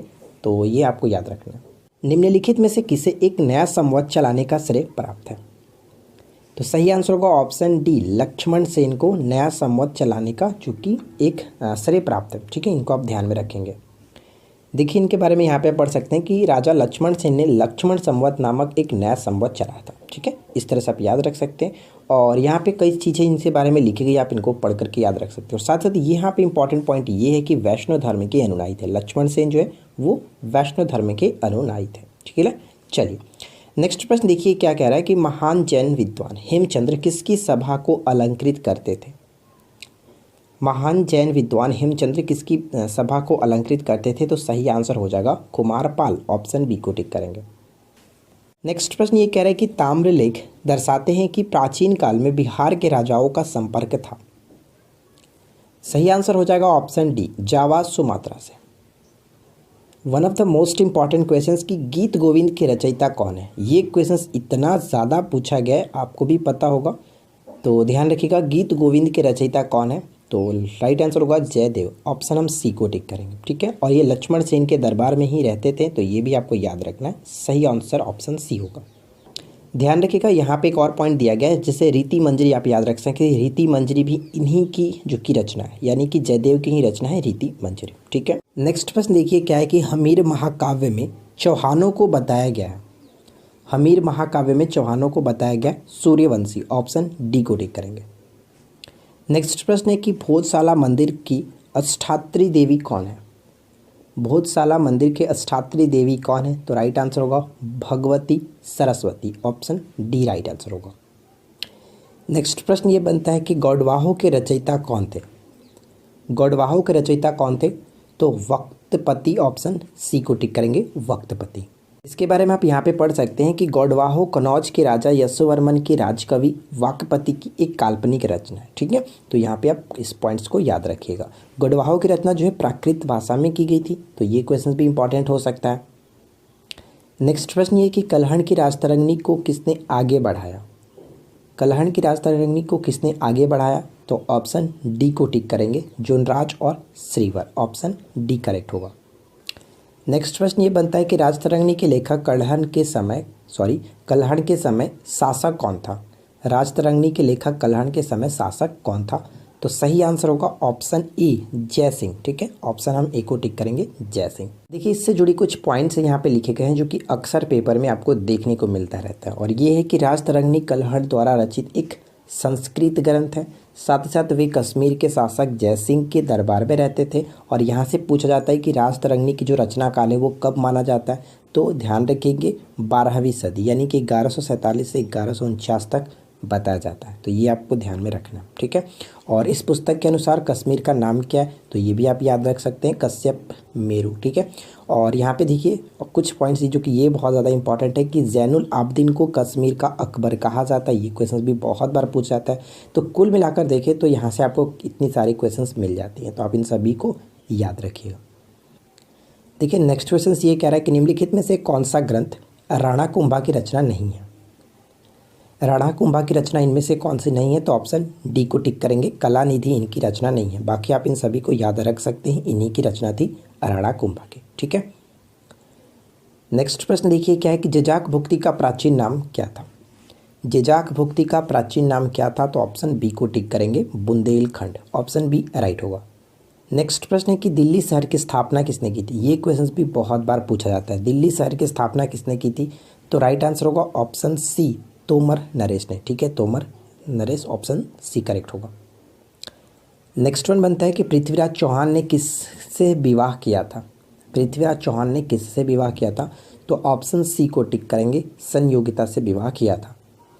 देखिए, आप यहाँ पे पढ़ सकते हैं कि पृथ्वीराज चौहान जो कि पृथ्वीराज तृतीय के नाम से जाना जाता था, और ये चौहान वंश का सबसे प्रसिद्ध शासक हुआ। उसे ध्यान रखेंगे राय पिथौरा के नाम से भी जाना जाता था। तो ये डायरेक्ट क्वेश्चंस पूछा जाता है, राय पिथौरा किसे कहते हैं? तो पृथ्वीराज चौहान या फिर पृथ्वी तृतीय, याद रख सकते हैं। ठीक है, और वह दिल्ली की गद्दी पर 1178 में बैठा था। पृथ्वीराज रासो जो कि इसके रचयिता कौन थे? तो पृथ्वीराज रासो के चंद्र बदाई, आप इसको याद रख सकते हैं, जो कि इनके दरबार में ही वो कवि थे। क्लियर, तो यहाँ पे पढ़ सकते हैं कि पृथ्वीराज रासो के अनुसार पृथ्वीराज चौहान ने अपने प्रतिद्वंदी गढ़वाल नरेश जयचंद की पुत्री जो थी वो संयोगिता से विवाह किया था। ठीक है, इस तरह से याद रखेंगे। देखिए, नेक्स्ट क्वेश्चन ये कह रहा है कि मध्य एशिया के किस शासक ने 1192 ईस्वी में उत्तर भारत पर विजय प्राप्त की थी? उत्तर भारत पर विजय प्राप्त की थी मोहम्मद गौरी, ऑप्शन हम सी को टिक करेंगे। नेक्स्ट प्रश्न ये बनता है कि हिंद की जनता के संदर्भ में हिंदू शब्द का सर्वप्रथम प्रयोग किसने किया था? सर्वप्रथम प्रयोग अरबों ने किया था, ऑप्शन डी सही होगा। नेक्स्ट वन क्या कह रहा है कि मोहम्मद गौरी को सर्वप्रथम किसने पराजित किया था? मोहम्मद गौरी को सर्वप्रथम किसने पराजित किया था? तो भीम द्वितीय ने पराजित किया था, ऑप्शन हम ए को टिक करेंगे। अब हम लोग बात करेंगे दिल्ली सल्तनत के बारे में, और यहाँ से बहुत ज़्यादा इंपॉर्टेंट क्वेश्चंस बनेंगे, तो आप इन सभी क्वेश्चंस को अच्छे से ध्यान में रखिएगा। गुलाम वंश का संस्थापक कौन था? तो देखिए, गुलाम वंश का संस्थापक जिसको हम लोग मामलुक वंश भी कहते हैं, गुलाम वंश को मामलुक वंश कहा जाता है। तो ध्यान रखेंगे सही आंसर यहाँ पे हो जाएगा कुतुबुद्दीन ऐबक, ऑप्शन डी को टिक करेंगे। सेकंड क्वेश्चन ये बनता है कि दिल्ली का प्रथम वैधानिक सुल्तान कौन था? तो बताइए इस क्वेश्चन का राइट आंसर क्या होगा कि दिल्ली का प्रथम वैधानिक सुल्तान कौन था? तो राइट आंसर हो जाएगा option B, Iltutmish correct answer है। नेक्स्ट प्रश्न ये बनता है कि उत्तर भारत में चांदी का टाका जारी करने वाला मध्यकालीन शासक कौन था? तो मध्यकालीन शासक कौन था? तो ऑप्शन हम ए को टिक करेंगे, इल्तुतमिश बिल्कुल करेक्ट आंसर हो जाता है। देखिए, नेक्स्ट प्रश्न ये कह रहा है कि दिल्ली के किस सुल्तान के विषय में कहा गया है कि उसने रक्त एवं लौह की नीति अपनाई थी? बहुत ज़्यादा वीवीआई प्रश्न है, आप इसको याद रखेंगे। रक्त एवं लौह की नीति अपनाई थी बलबन ने, ऑप्शन बी को टिक करेंगे।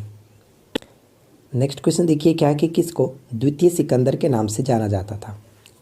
द्वितीय सिकंदर के नाम से किसे जाना जाता था? तो सही आंसर यहाँ पे हो जाएगा option D, Alauddin Khilji.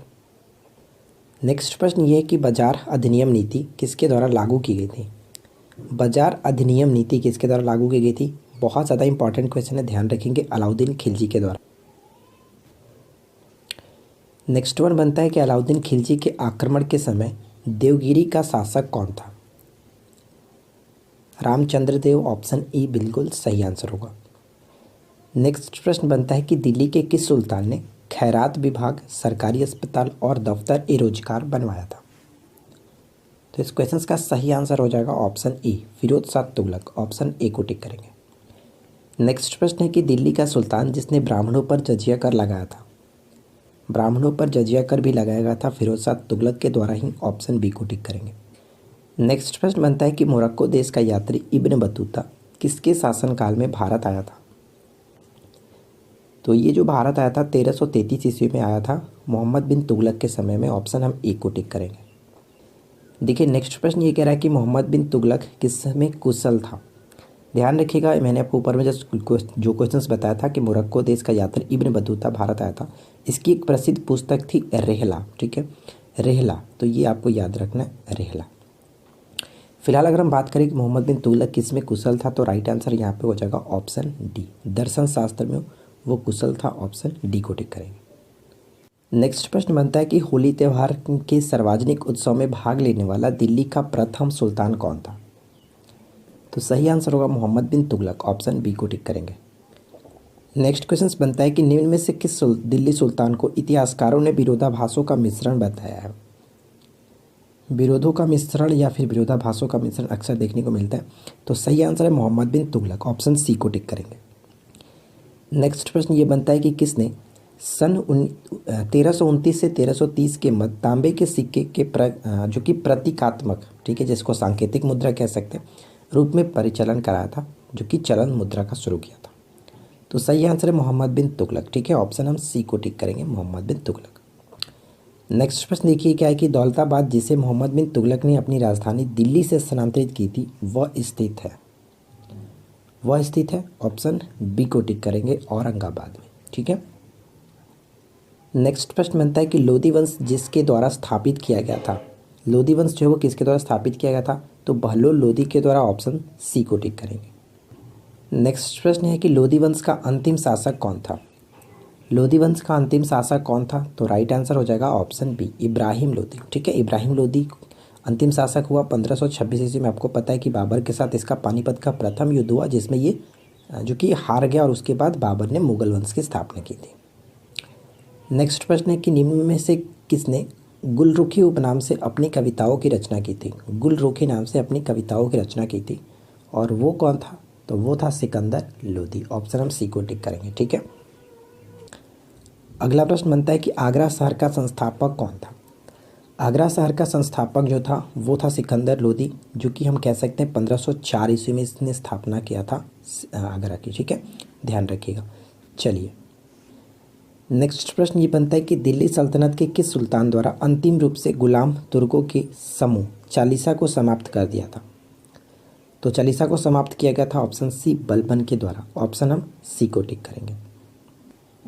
Next प्रश्न बनता है कि दिल्ली सल्तनत के किस शासक ने सर्वप्रथम राजत्व सिद्धांत का विस्तार से व्याख्या किया? राइट आंसर होगा ऑप्शन ए, बलबन। चलिए नेक्स्ट क्वेश्चन बताइए, विजयनगर साम्राज्य की स्थापना किसने की थी? विजयनगर साम्राज्य की स्थापना जो वो किसने की थी? तो सही आंसर क्या होगा? तो ध्यान रखिएगा, विजयनगर साम्राज्य की स्थापना 1336 ईस्वी में हरिहर और बुक्का नामक दो भाइयों ने की थी, ठीक है, हरिहर और बुक्का, ऑप्शन सी को टिक करेंगे। इसके बारे में काफ़ी अच्छे तरीके से आप यहाँ से पढ़ सकते हैं कि मोहम्मद बिन तुगलक द्वारा दक्षिण में कंपीली में हुए विद्रोह को दबाने के लिए भेजे गए सेनापति हरिहर और बुक्का ने संत विद्याधरण के प्रभाव में आकर 1336 ईस्वी में विजयनगर साम्राज्य की स्थापना की थी, ठीक है। तो ये चीज़ आपको याद रखना है। विजयनगर राज्य की जो राज्य भाषा थी वो तेलुगु थी। नेक्स्ट प्रश्न ये बनता है कि निम्नलिखित में से किस स्थान के खंडर विजयनगर की प्राचीन राजधानी का प्रतिनिधित्व करते हैं? तो सही आंसर होगा option D, Hampi. Next one है, विजयनगर के किस शासक ने चीन के सम्राट के पास अपना राजदूत भेजा? राइट आंसर होगा ऑप्शन बी, बुक्का प्रथम। ठीक है। अगला प्रश्न ये कह रहा है कि कृष्णदेवराय के दरबार में अष्टदिग्गज कौन थे? कृष्णदेवराय के दरबार में अष्टदिग्गज जो थे वो कौन थे? तो 8 तेलुगु कवि थे जो कि काफ़ी फेमस तेलुगु कवि थे। ऑप्शन बी को टिक करेंगे। नेक्स्ट प्रश्न ये बनता है कि प्रसिद्ध विट्ठल मंदिर जिसके 56 तक्षित स्तंभ संगीतमय स्वर निकलते हैं कहाँ अवस्थित है? तो सही आंसर होगा ऑप्शन सी, यानी हम्पी में। नेक्स्ट वन है कि विजयनगर साम्राज्य की वित्तीय व्यवस्था की सर्व प्रमुख विशेषता क्या थी? सर्व प्रमुख विशेषता थी भू राजस्व। ऑप्शन बी सही होगा। नेक्स्ट प्रश्न देखिए क्या है कि 1565 ईस्वी में कौन सा प्रसिद्ध युद्ध हुआ था? 1565 में प्रसिद्ध युद्ध कौन था? तालीकोटा का युद्ध। ऑप्शन डी को टिक करेंगे। नेक्स्ट प्रश्न ये कह रहा है कि वैदिक ग्रंथों के भाष्यकार सायन को आश्रय प्राप्त था विजयनगर के राजाओं का। ऑप्शन हम सी को टिक करेंगे। नेक्स्ट प्रश्न देखिए क्या है, अब्दुल रजाक विजयनगर किसके शासनकाल में भारत आया था? तो राइट आंसर यहाँ पे हो जाएगा देवराय द्वितीय। ठीक है। ऑप्शन हम बी को टिक करेंगे, देवराय द्वितीय के शासनकाल में। नेक्स्ट प्रश्न बनता है कि बहमनी राज्य की संस्थापक कौन था? बहमनी राज्य का संस्थापक था अलाउद्दीन बहमन शाह। ऑप्शन हम जो कि ए को टिक करेंगे। ठीक है। और अगर मैं आपको बता दूं कि बहमनी राज्य की स्थापना 1347 ईस्वी में मोहम्मद बिन तुगलक के शासनकाल में हसन गंगू, जिसका नाम था अलाउद्दीन बहमन शाह, ठीक है, हसन गंगू भी कहा जाता है। देखिए नेक्स्ट वन क्या कह रहा है कि बीजापुर किस लिए प्रसिद्ध था? बीजापुर किस लिए प्रसिद्ध था? तो आपको पता है गोल गुंबज के लिए। ऑप्शन हम बी को टिक करेंगे। नेक्स्ट प्रश्न ये बनता है कि मरमर विधि से गोल गुंबज का निर्माण किस शासक द्वारा किया गया था? तो सही आंसर है ऑप्शन बी, मोहम्मद आदिल शाह द्वितीय। ठीक है। ऑप्शन बी को टिक करेंगे। नेक्स्ट प्रश्न देखिए क्या है कि निम्नलिखित में से किसने बीदर में मदरसे का निर्माण कराया था? बीदर में मदरसे का निर्माण कराया गया था महमूद गवाह के द्वारा। ऑप्शन बी को टिक करेंगे। नेक्स्ट प्रश्न, सुविख्यात कोहिनूर हीरा किस खान से निकाला गया था? सुविख्यात कोहिनूर हीरा जो है वो किस खान से निकाला गया था? तो राइट आंसर यहाँ पे हो जाएगा ऑप्शन डी, गोलकुंडा की खान से। देखिए इसके बारे में आप यहाँ पे पढ़ सकते हैं कि प्रसिद्ध कोहिनूर हीरा गोलकुंडा जो कि आंध्र प्रदेश की कोल्लूर खादान से प्राप्त किया गया था, और यह एक ऐतिहासिक नगर है जो एक किला और भगवान शेष नगर है। लेकिन अभी भी कई देश जो कि कोहिनूर हीरा को अपना होने का दावा करते हैं। नेक्स्ट प्रश्न ये है कि होयसल स्मारक पाए जाते हैं। होयसल स्मारक जो है पाए जाते हैं, तो राइट आंसर हो जाएगा ऑप्शन बी, हेलीवीड और वेल्यूर में। ऑप्शन बी राइट होगा। नेक्स्ट प्रश्न ये बनता है कि दक्षिण भारत में पॉलीगार कौन थे? दक्षिण भारत में पॉलीगार कौन थे? तो राइट आंसर हो जाएगा ऑप्शन सी, क्षेत्रीय प्रशासक और सैन्य नियंत्रक। नेक्स्ट प्रश्न है कि निम्न में से किस बहमनी सुल्तान ने राजधानी गुलबर्गा से बीदर स्थानांतरित किया था? गुलबर्गा से बीदर स्थानांतरित किया गया था किसके द्वारा? तो अहमद शाह बहमनी। ऑप्शन सी सही आंसर होगा। देखिए नेक्स्ट प्रश्न ये कह रहा है कि खानवा के युद्ध में बाबर द्वारा पराजित किया जाने वाला राजपूत कौन था? तो राइट आंसर होगा ऑप्शन हम ए को टिक करेंगे, खानवा का युद्ध जो कि 1527 ईस्वी में हुआ था, जिसमें बाबर और मेवाड़ के राजा राणा संगा के मध्य हुआ था, जिसमें राणा संगा की पराजय हुई थी। और साथ ही साथ आपको ये भी ध्यान में रखना है कि इसी युद्ध में विजय के उपरांत जो कि बाबर ने जिहाद का नारा भी दिया था। ठीक है। चलिए अगला प्रश्न है कि मात्र एक मुट्ठी बाजरे के चक्कर में मैंने अपना साम्राज्य खो दिया होता, यह कथन आप किस मध्यकालीन शासक के संबंध में करेंगे? बताइए। तो देखिए इस क्वेश्चन का सही आंसर हमारा हो जाएगा ऑप्शन सी, शेरशाह बिल्कुल सही आंसर है। अगला प्रश्न बनता है कि निम्नलिखित में से किस स्मारक का निर्माण शेरशाह ने करवाया था? किस स्मारक का निर्माण शेरशाह ने करवाया था? तो राइट आंसर यहाँ पे हो जाएगा दिल्ली का किला ए कुहना मस्जिद का निर्माण शेरशाह ने कराया था। ऑप्शन हम ए को टिक करेंगे। नेक्स्ट प्रश्न ये बनता है कि कृषकों की सहायता के लिए किस मध्यकालीन भारतीय शासक ने पट्टा और काबूलियत की व्यवस्था प्रारंभ की थी? ये क्वेश्चन बहुत ज़्यादा इंपॉर्टेंट है, तो आप इसको ध्यान में रखिएगा। ठीक है। पट्टा और काबूलियत की व्यवस्था प्रारंभ किसके द्वारा की गई थी? तो शेरशाह के द्वारा की गई थी। ऑप्शन सी करेक्ट होगा। अगर पूछ ले कि पट्टा और काबूलियत किसके लिए था, तो कृषकों की सहायता के लिए था, इसको भी ध्यान रखना है। नेक्स्ट क्वेश्चन ये है कि शेरशाह का मकबरा कहाँ स्थित है? शेरशाह का मकबरा कहाँ स्थित है? तो सासाराम में स्थित है। ऑप्शन ए को टिक करेंगे। नेक्स्ट प्रश्न ये बनता है कि कलानौर में राज्याभिषेक के समय अकबर की आयु कितनी थी। अकबर की आयु कितनी थी, तो राइट आंसर होगा 13 वर्ष। इसके बारे में आप यहाँ पे पढ़ सकते हैं कि हुमायूं की मृत्यु के पश्चात बैरम खां ने गुरुदासपुर के निकट कलानौर पंजाब में 14 फरवरी 1556 को अकबर का राज्याभिषेक करवाया और वह जलालुद्दीन मोहम्मद अकबर बादशाह गाजी की उपाधि से राज सिंहासन पर बैठा। राज्याभिषेक के समय अकबर की जो आयु थी वो 13 वर्ष 4 महीने थी। ठीक है। नेक्स्ट प्रश्न ये बनता है कि अकबर अपना धार्मिक विचार विमर्श कहाँ करता था, तो सही आंसर होगा ऑप्शन सी, इबादत खाना में। नेक्स्ट प्रश्न है कि सम्राट अकबर द्वारा निम्न में से किसको जरी कलम की उपाधि प्रदान की गई थी। जरी कलम की उपाधि प्रदान की गई थी मोहम्मद हुसैन कश्मीरी को। नेक्स्ट प्रश्न है कि आईने अकबरी पुस्तक का लेखक कौन है। आईने अकबरी पुस्तक का लेखक कौन है, तो बहुत सिंपल सा क्वेश्चन और बहुत ज़्यादा पूछ जाने वाला क्वेश्चन है, अबुल फजल राइट आंसर होगा।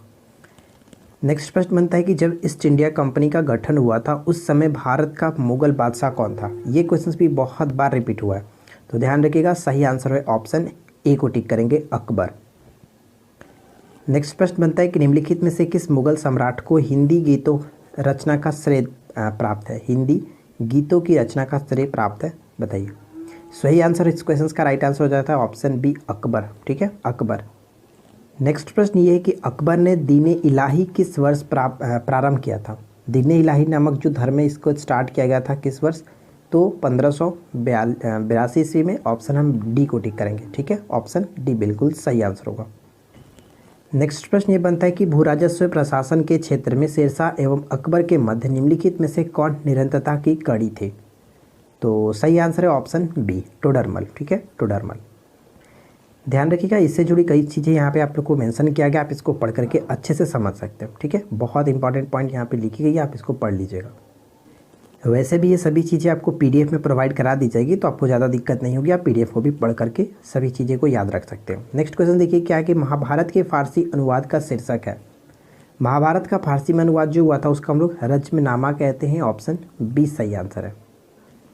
अगला प्रश्न ये कह रहा है कि प्रसिद्ध जैन आचार्य जिनको अकबर ने सम्मानित किया था, तो मैं आपको बता दूं कि जैन आचार्य जो थे हरिविजय सूरी। ठीक है, हरिविजय सूरी को अकबर ने जगत गुरु की उपाधि भी दी थी। नेक्स्ट प्रश्न है कि राजपूताना ने किस निम्न राज्यों में से किस एक ने अकबर की संपूर्णता स्वीकार नहीं की थी, और वो था मेवाड़, ऑप्शन बी।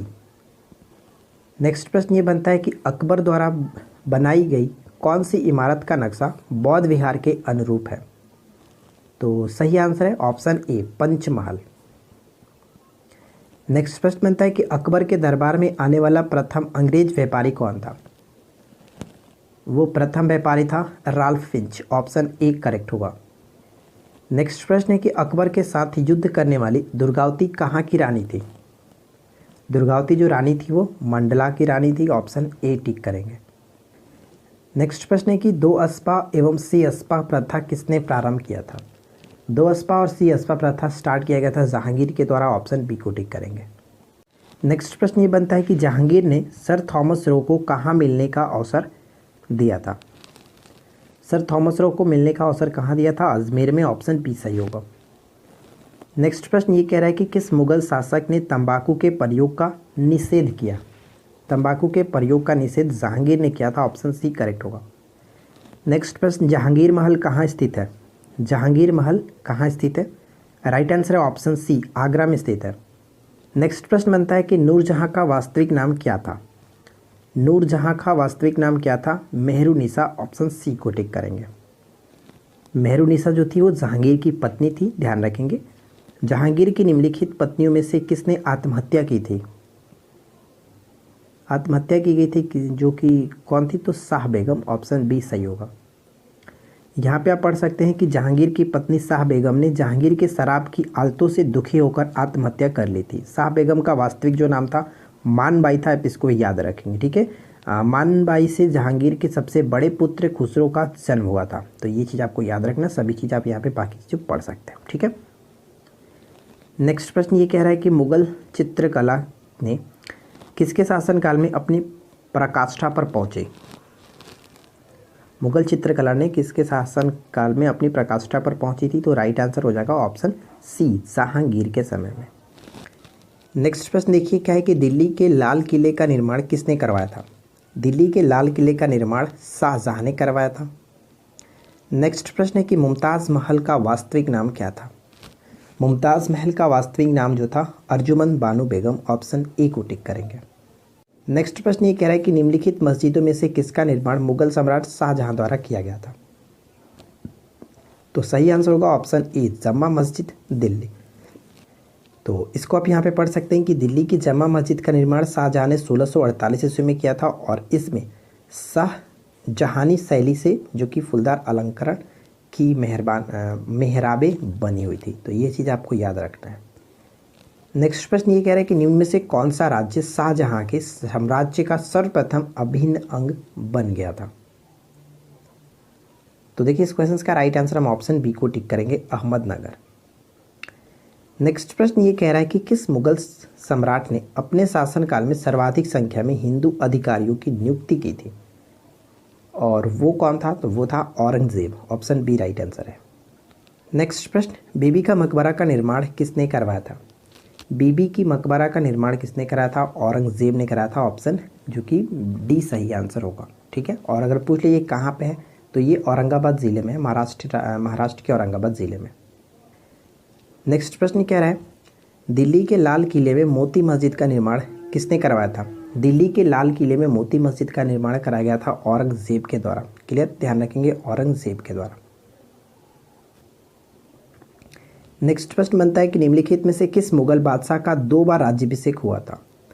2 बार राज्याभिषेक हुआ था औरंगजेब का, ऑप्शन हम डी को टिक करेंगे। ध्यान रखेंगे पहला राज्याभिषेक हुआ था 31 जुलाई 1658 को दिल्ली में और दूसरा जो राज्याभिषेक हुआ था वो 15 मई 1659 को हुआ था। तो ये चीज़ आपको याद रखना है। नेक्स्ट प्रश्न बनता है कि राजस्थानी और पंजाबी पहाड़ी शैली का विकास किस मुगल शासक के शासनकाल में हुआ था। तो सही आंसर है ऑप्शन डी, औरंगजेब के समय में। नेक्स्ट प्रश्न बनता है कि मयूर सिंहासन पर आसीन होने वाला अंतिम मुगल सम्राट कौन था। ध्यान रखिएगा यहाँ पे बात की जा रही है मयूर सिंहासन पर बैठने वाला अंतिम जो कि मुगल सम्राट कौन था। तो राइट आंसर है मोहम्मद शाह, जिसको हम लोग रंगीला बादशाह के नाम से जानते हैं। तो ये चीज़ अगर याद रखेंगे, अगर क्वेश्चन में पूछता कि मुगल साम्राज्य का अंतिम शासक कौन था तो वहाँ पे बहादुर शाह द्वितीय को टिक करते। नेक्स्ट प्रश्न ये कह रहा है कि किसके शासनकाल में हिजड़ों व महिलाओं के एक वर्ग का प्रभुत्व था।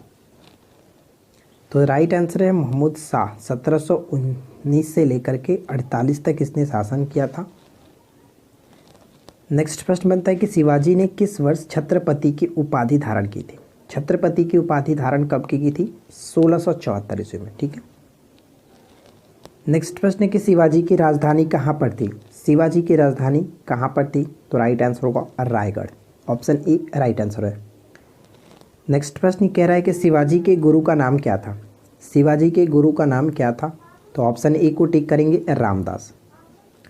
नेक्स्ट वन ये बनता है कि वह कौन सेना नायक था जिसे बीजापुर के सुल्तान ने 1659 ईस्वी में शिवाजी पर अंकुश लगाने के लिए भेजा था। तो इस क्वेश्चन का राइट आंसर है ऑप्शन बी, अफजल खां, ऑप्शन बी को टिक करेंगे। नेक्स्ट प्रश्न ये कह रहा है कि सरजामी प्रथा किससे संबंधित है। देखिए मैं आपको एक चीज़ और बता दूं, अगर सारे टॉपिक्स को अगर आप अच्छे से पढ़ना चाहते हैं, एडवांस लेवल के क्वेश्चंस देखना चाहते हैं तो आप हमारे प्लेलिस्ट को जाकर के चेक कर सकते हैं। मैंने जैसे अगर अभी मराठा साम्राज्य का उदय हम पढ़ रहे हैं तो मराठा साम्राज्य से रिलेटेड मैंने अलग से एक वीडियो बना रखा, आप प्लेलिस्ट में जाकर के हमारे चेक कीजिए मॉडर्न हिस्ट्री का, उसमें आपको अलग अलग वीडियो मिल जाएगी। सभी क्वेश्चन से, सभी टॉपिक से काफ़ी अच्छे अच्छे क्वेश्चन मैंने करा रखे, आप वहाँ पर देख सकते हैं। सरजामी प्रथा किससे संबंधित है। तो इस क्वेश्चन का राइट आंसर है ऑप्शन ए, मराठा भू राजस्व प्रथा, ऑप्शन ए करेक्ट आंसर है। नेक्स्ट प्रश्न ये कह रहा है कि कौन इतिहासकार पानीपत के तृतीय युद्ध के प्रत्यक्षदर्शी थे। तो सही आंसर है ऑप्शन बी, काशीराज पंडित, ऑप्शन बी को टिक करेंगे। नेक्स्ट प्रश्न ये कह रहा है कि 1700 ईस्वी में राजा राम की मृत्यु के पश्चात मराठों ने मुगलों के विरुद्ध किस के नेतृत्व में जारी रखा। सही आंसर है option A, Tarabai. Next one ये बनता है कि किस संधि के अंतर्गत शिवाजी ने किले मुगलों को सौंप दिए थे। तो देखिए इस क्वेश्चन का राइट आंसर हो जाएगा ऑप्शन हम सी को टिक करेंगे, पुरंदर। ठीक है, पुरंदर के संधि के तहत कब हुआ था, 1665, जून 1665। नेक्स्ट प्रश्न ये बनता है कि चौथ क्या था। ये क्वेश्चन भी बहुत बार रिपीट होता रहता है, चौथ क्या था। तो चौथ कह सकते हैं कि पड़ोसी राज्यों पर शिवाजी द्वारा लगाया जाने वाला भूमि कर था। ऑप्शन हम डी को टिक करेंगे, ठीक है, ध्यान रखिएगा। नेक्स्ट प्रश्न बनता है कि शिवाजी के प्रशासन में किसे पेशवा कहा जाता है। पेशवा किसे कहा जाता है, तो ऑप्शन सी को टिक करेंगे, प्रधानमंत्री को कहा जाता था। नेक्स्ट बनता है कि गुरिल्ला युद्ध की अवधारणा को किसने लागू किया था। गुरिल्ला युद्ध की अवधारणा को किसने लागू किया था, तो शिवाजी ने लागू किया था। ऑप्शन सी को टिक करेंगे। नेक्स्ट प्रश्न है कि सबसे सशक्त पेशवा कौन था। सबसे सशक्त पेशवा कौन था। ऑप्शन बी सही आंसर है बालाजी बाजीराव जो कि प्रथम, ठीक है, बाजीराव प्रथम। नेक्स्ट प्रश्न ये बनता है कि छत्रपति संभाजी किस वंश का शासक था। छत्रपति संभाजी जो है वो किस वंश का शासक था, तो राइट आंसर है मराठा। ऑप्शन ए करेक्ट होगा। नेक्स्ट प्रश्न बनता है कि मराठों के उत्कर्ष का निम्न में से कौन सा कारण सही है।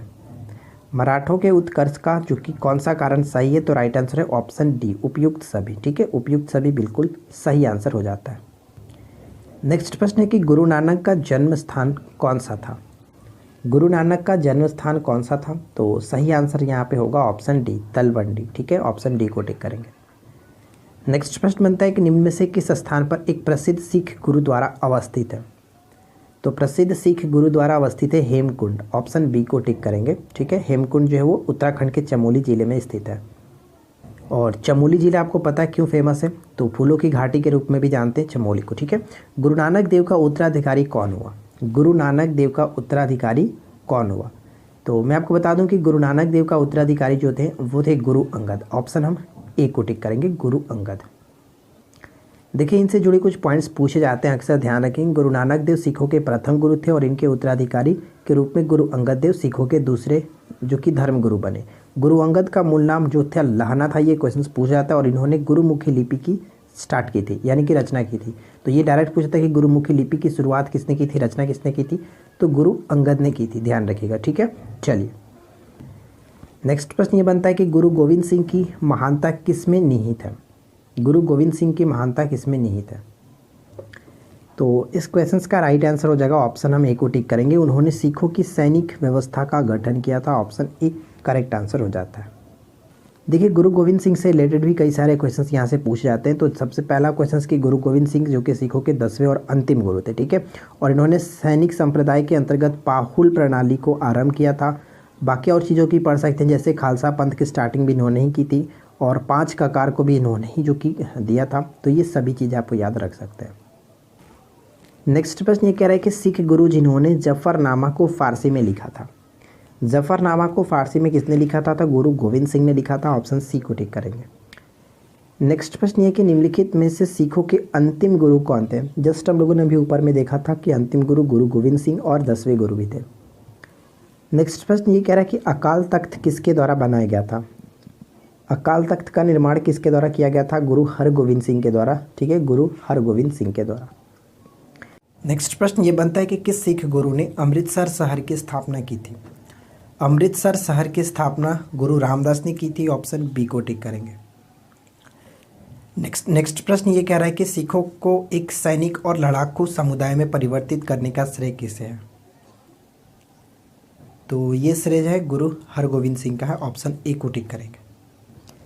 देखिए इस पुस्तक में लिखी गई है, आप यहाँ पे पढ़ सकते हैं कि सिखों को एक सैनिक और लड़ाकू समुदाय में परिवर्तित करने का श्रेय गुरु हरगोविंद को जाता है, ठीक है। तो ये चीज़ आपको याद रखना है। नेक्स्ट प्रश्न कह रहा है कि भक्ति आंदोलन का प्रारंभ किसके द्वारा किया गया था। भक्ति आंदोलन का प्रारंभ अलवार संतों के द्वारा किया गया था। ऑप्शन ए को टिक करेंगे। नेक्स्ट प्रश्न ये कि कोई व्यक्ति किसी व्यक्ति से उनका धर्म संप्रदाय या जाति न पूछे, यह कथन है। यह कथन है रामानंद का। ऑप्शन बी को टिक करेंगे। नेक्स्ट वन है कि कामरूप में वैष्णव धर्म को लोकप्रिय किसने बनाया। कामरूप में वैष्णव धर्म को लोकप्रिय किसने बनाया था, तो शंकर देव। ऑप्शन डी करेक्ट होगा। नेक्स्ट प्रश्न है कि शुद्ध अद्वैतवाद का प्रतिपादन किसने किया था। शुद्ध अद्वैतवाद का प्रतिपादन किसने किया था, तो राइट आंसर होगा वल्लभाचार्य। ऑप्शन बी को टिक करेंगे। नेक्स्ट प्रश्न है कि कबीर किसके शिष्य थे। कबीर जो थे वो किसके शिष्य थे, तो राइट आंसर होगा रामानंद के शिष्य थे। नेक्स्ट प्रश्न जो कि काफ़ी इंपॉर्टेंट क्वेश्चन है, तुलसीदास किसके समकालीन थे। तुलसीदास किसके समकालीन थे, तो अकबर तथा जहांगीर के। ऑप्शन हम ए को टिक करेंगे। नेक्स्ट प्रश्न कह रहा है कि कृष्ण जीवन पर परख प्रेम वाटिका काव्य की रचना किसने की थी। प्रेम वाटिका काव्य की रचना किसने की थी, तो रस खान ने की थी। ऑप्शन ए को टिक करेंगे, सॉरी ऑप्शन सी को। और ये काफ़ी इंपॉर्टेंट क्वेश्चन है, कई बार ये पेपर में पूछा गया। नेक्स्ट प्रश्न दिया गया है कि महाराष्ट्र का सबसे महान कवि कौन था। महाराष्ट्र का सबसे महान कवि कौन था, तो सही आंसर है तुकाराम। ऑप्शन बी को टिक करेंगे, तुकाराम। अगला प्रश्न कह रहा है कि ताजमहल को डिजाइन करने वाला वास्तुकार कौन था। तो देखिए इस क्वेश्चन का राइट आंसर हो जाएगा ऑप्शन हम बी को टिक करेंगे, उस्ताद अहमद लाहौरी। क्लियर, शाहजहां ने इसका निर्माण कराया था, ताजमहल का निर्माण शाहजहां ने कराया था। नेक्स्ट प्रश्न है कि रामायण का फारसी में अनुवाद किसने किया था। रामायण का फारसी में अनुवाद बदायूनी ने किया था। ऑप्शन हम बी को टिक करेंगे। कभी कभी ये पूछा जाता है कि जो कि रामायण का फारसी में अनुवाद बदायूं ने किसके कहने पर किया था, तो अकबर के कहने पर किया था। ठीक है, चलिए नेक्स्ट प्रश्न ये कह रहा है कि मुगल काल के दौरान एक विदेशी व्यापारी भारत आया था तथा उसने एक विशेष रूप से तख्ते ताउस मयूर सिंहासन का वर्णन किया, उसका नाम क्या था।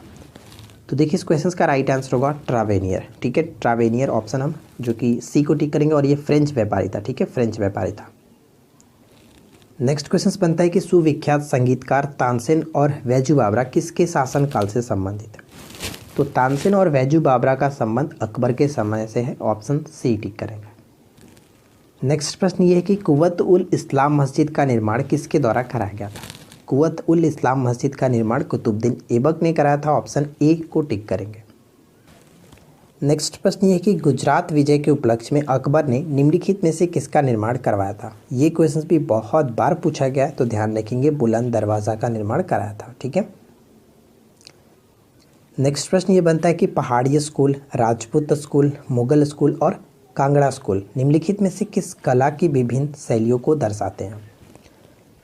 ऑप्शन हम बी को टिक करेंगे, चित्रकला। ठीक है, ऑप्शन बी राइट आंसर है।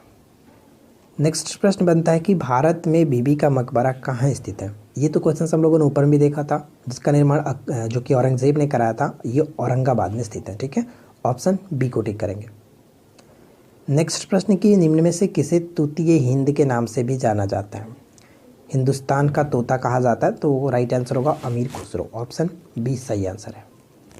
देखिए नेक्स्ट क्वेश्चन फिर से रिपीट हो रहा है कि बीजापुर किसके लिए प्रसिद्ध है। ऊपर हम लोगों ने ऑलरेडी देखा था, बीजापुर जो कि गोल गुंबज के लिए प्रसिद्ध है। नेक्स्ट प्रश्न कह रहा है कि हवा महल का निर्माण किसने करवाया था।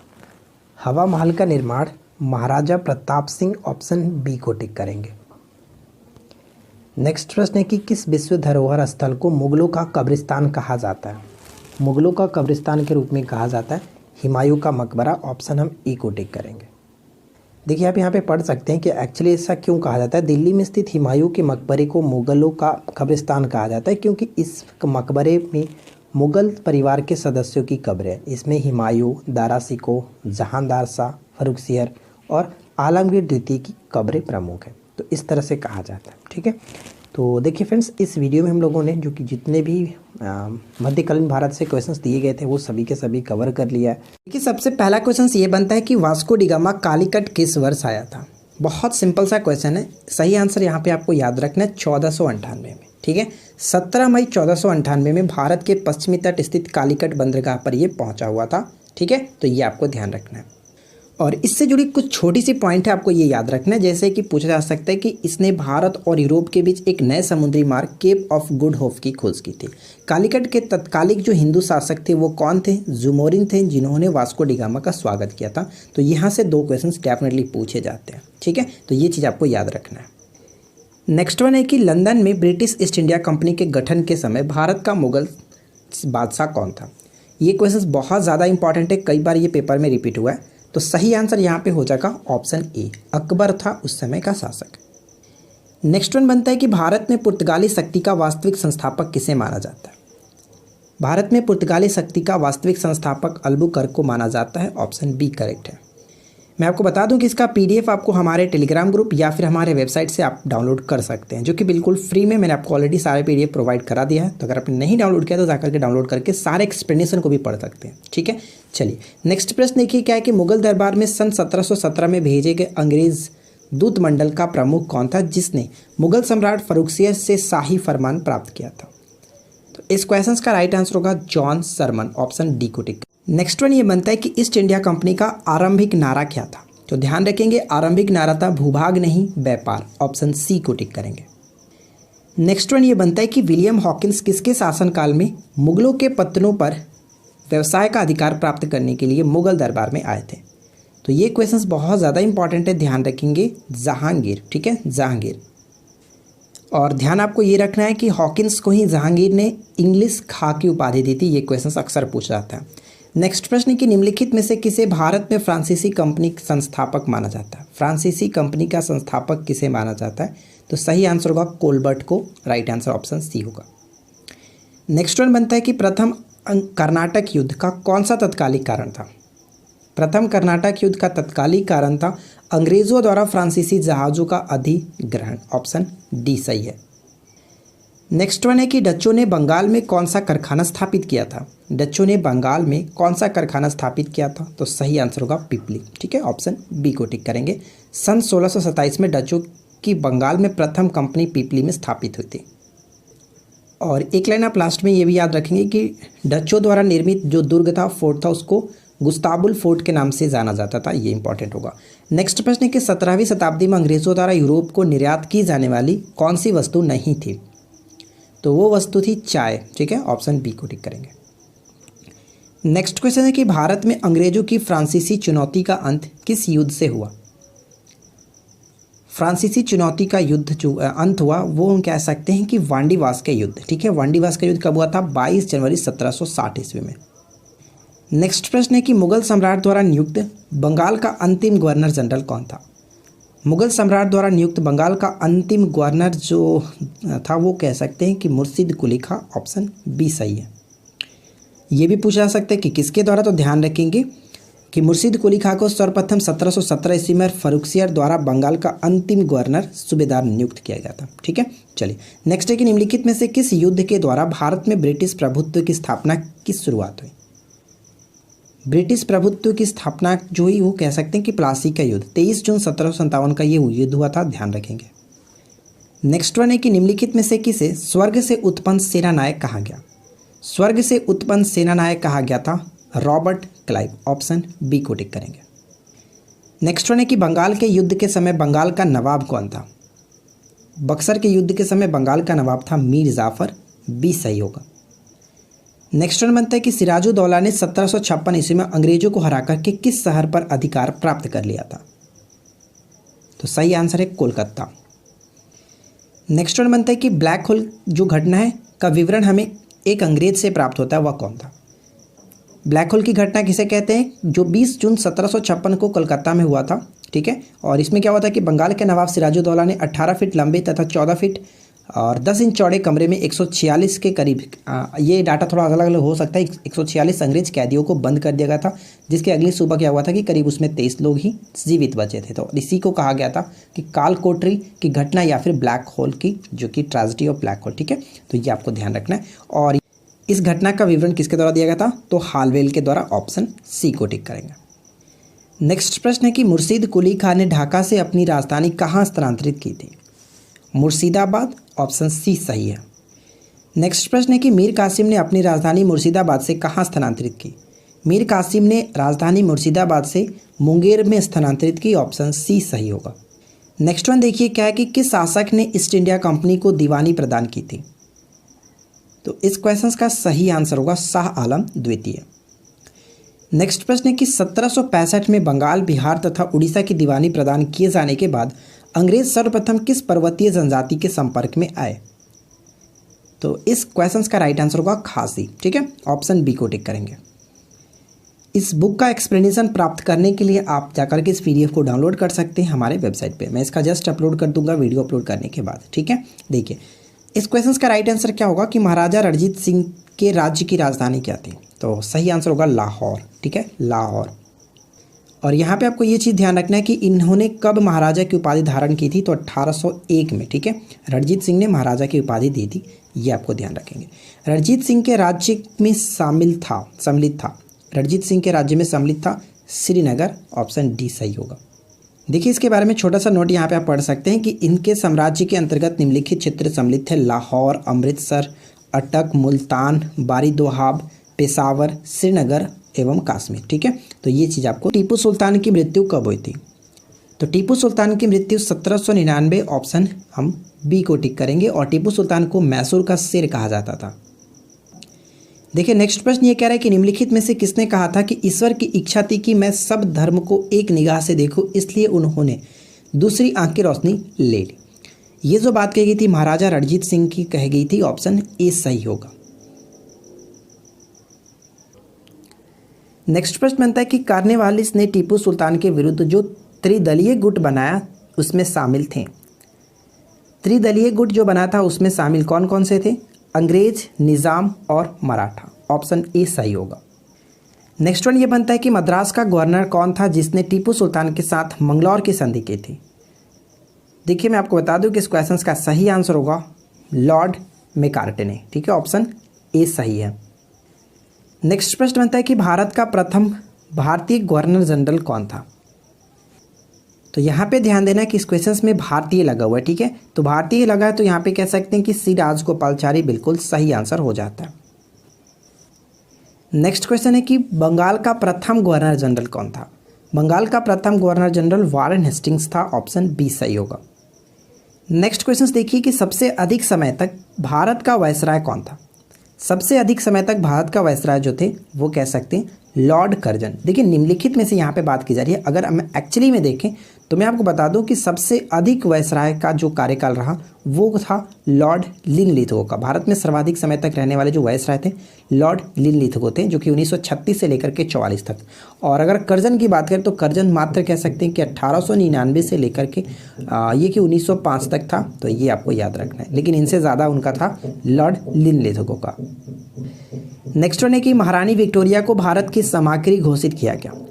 तो इस क्वेश्चन का राइट आंसर होगा 1858 ईस्वी में। ऑप्शन बी सही, ऑप्शन ए सही है।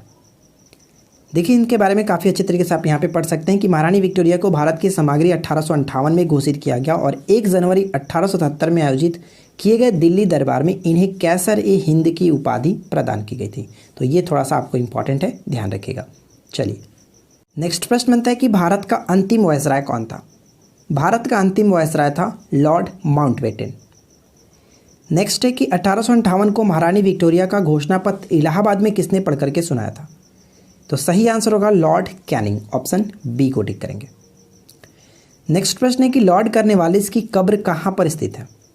लॉर्ड कर्नवालिस का जो कब्र है वो गाजीपुर में स्थित है। सही आंसर है ऑप्शन ए। नेक्स्ट वन बनता है कि किस कंपनी ने सर्वप्रथम भारत में रेल यात्रा प्रारंभ की थी? किस कंपनी ने सर्वप्रथम भारत में रेल यात्रा प्रारंभ की थी? तो Great Indian Peninsula Railway. Option B सही होगा।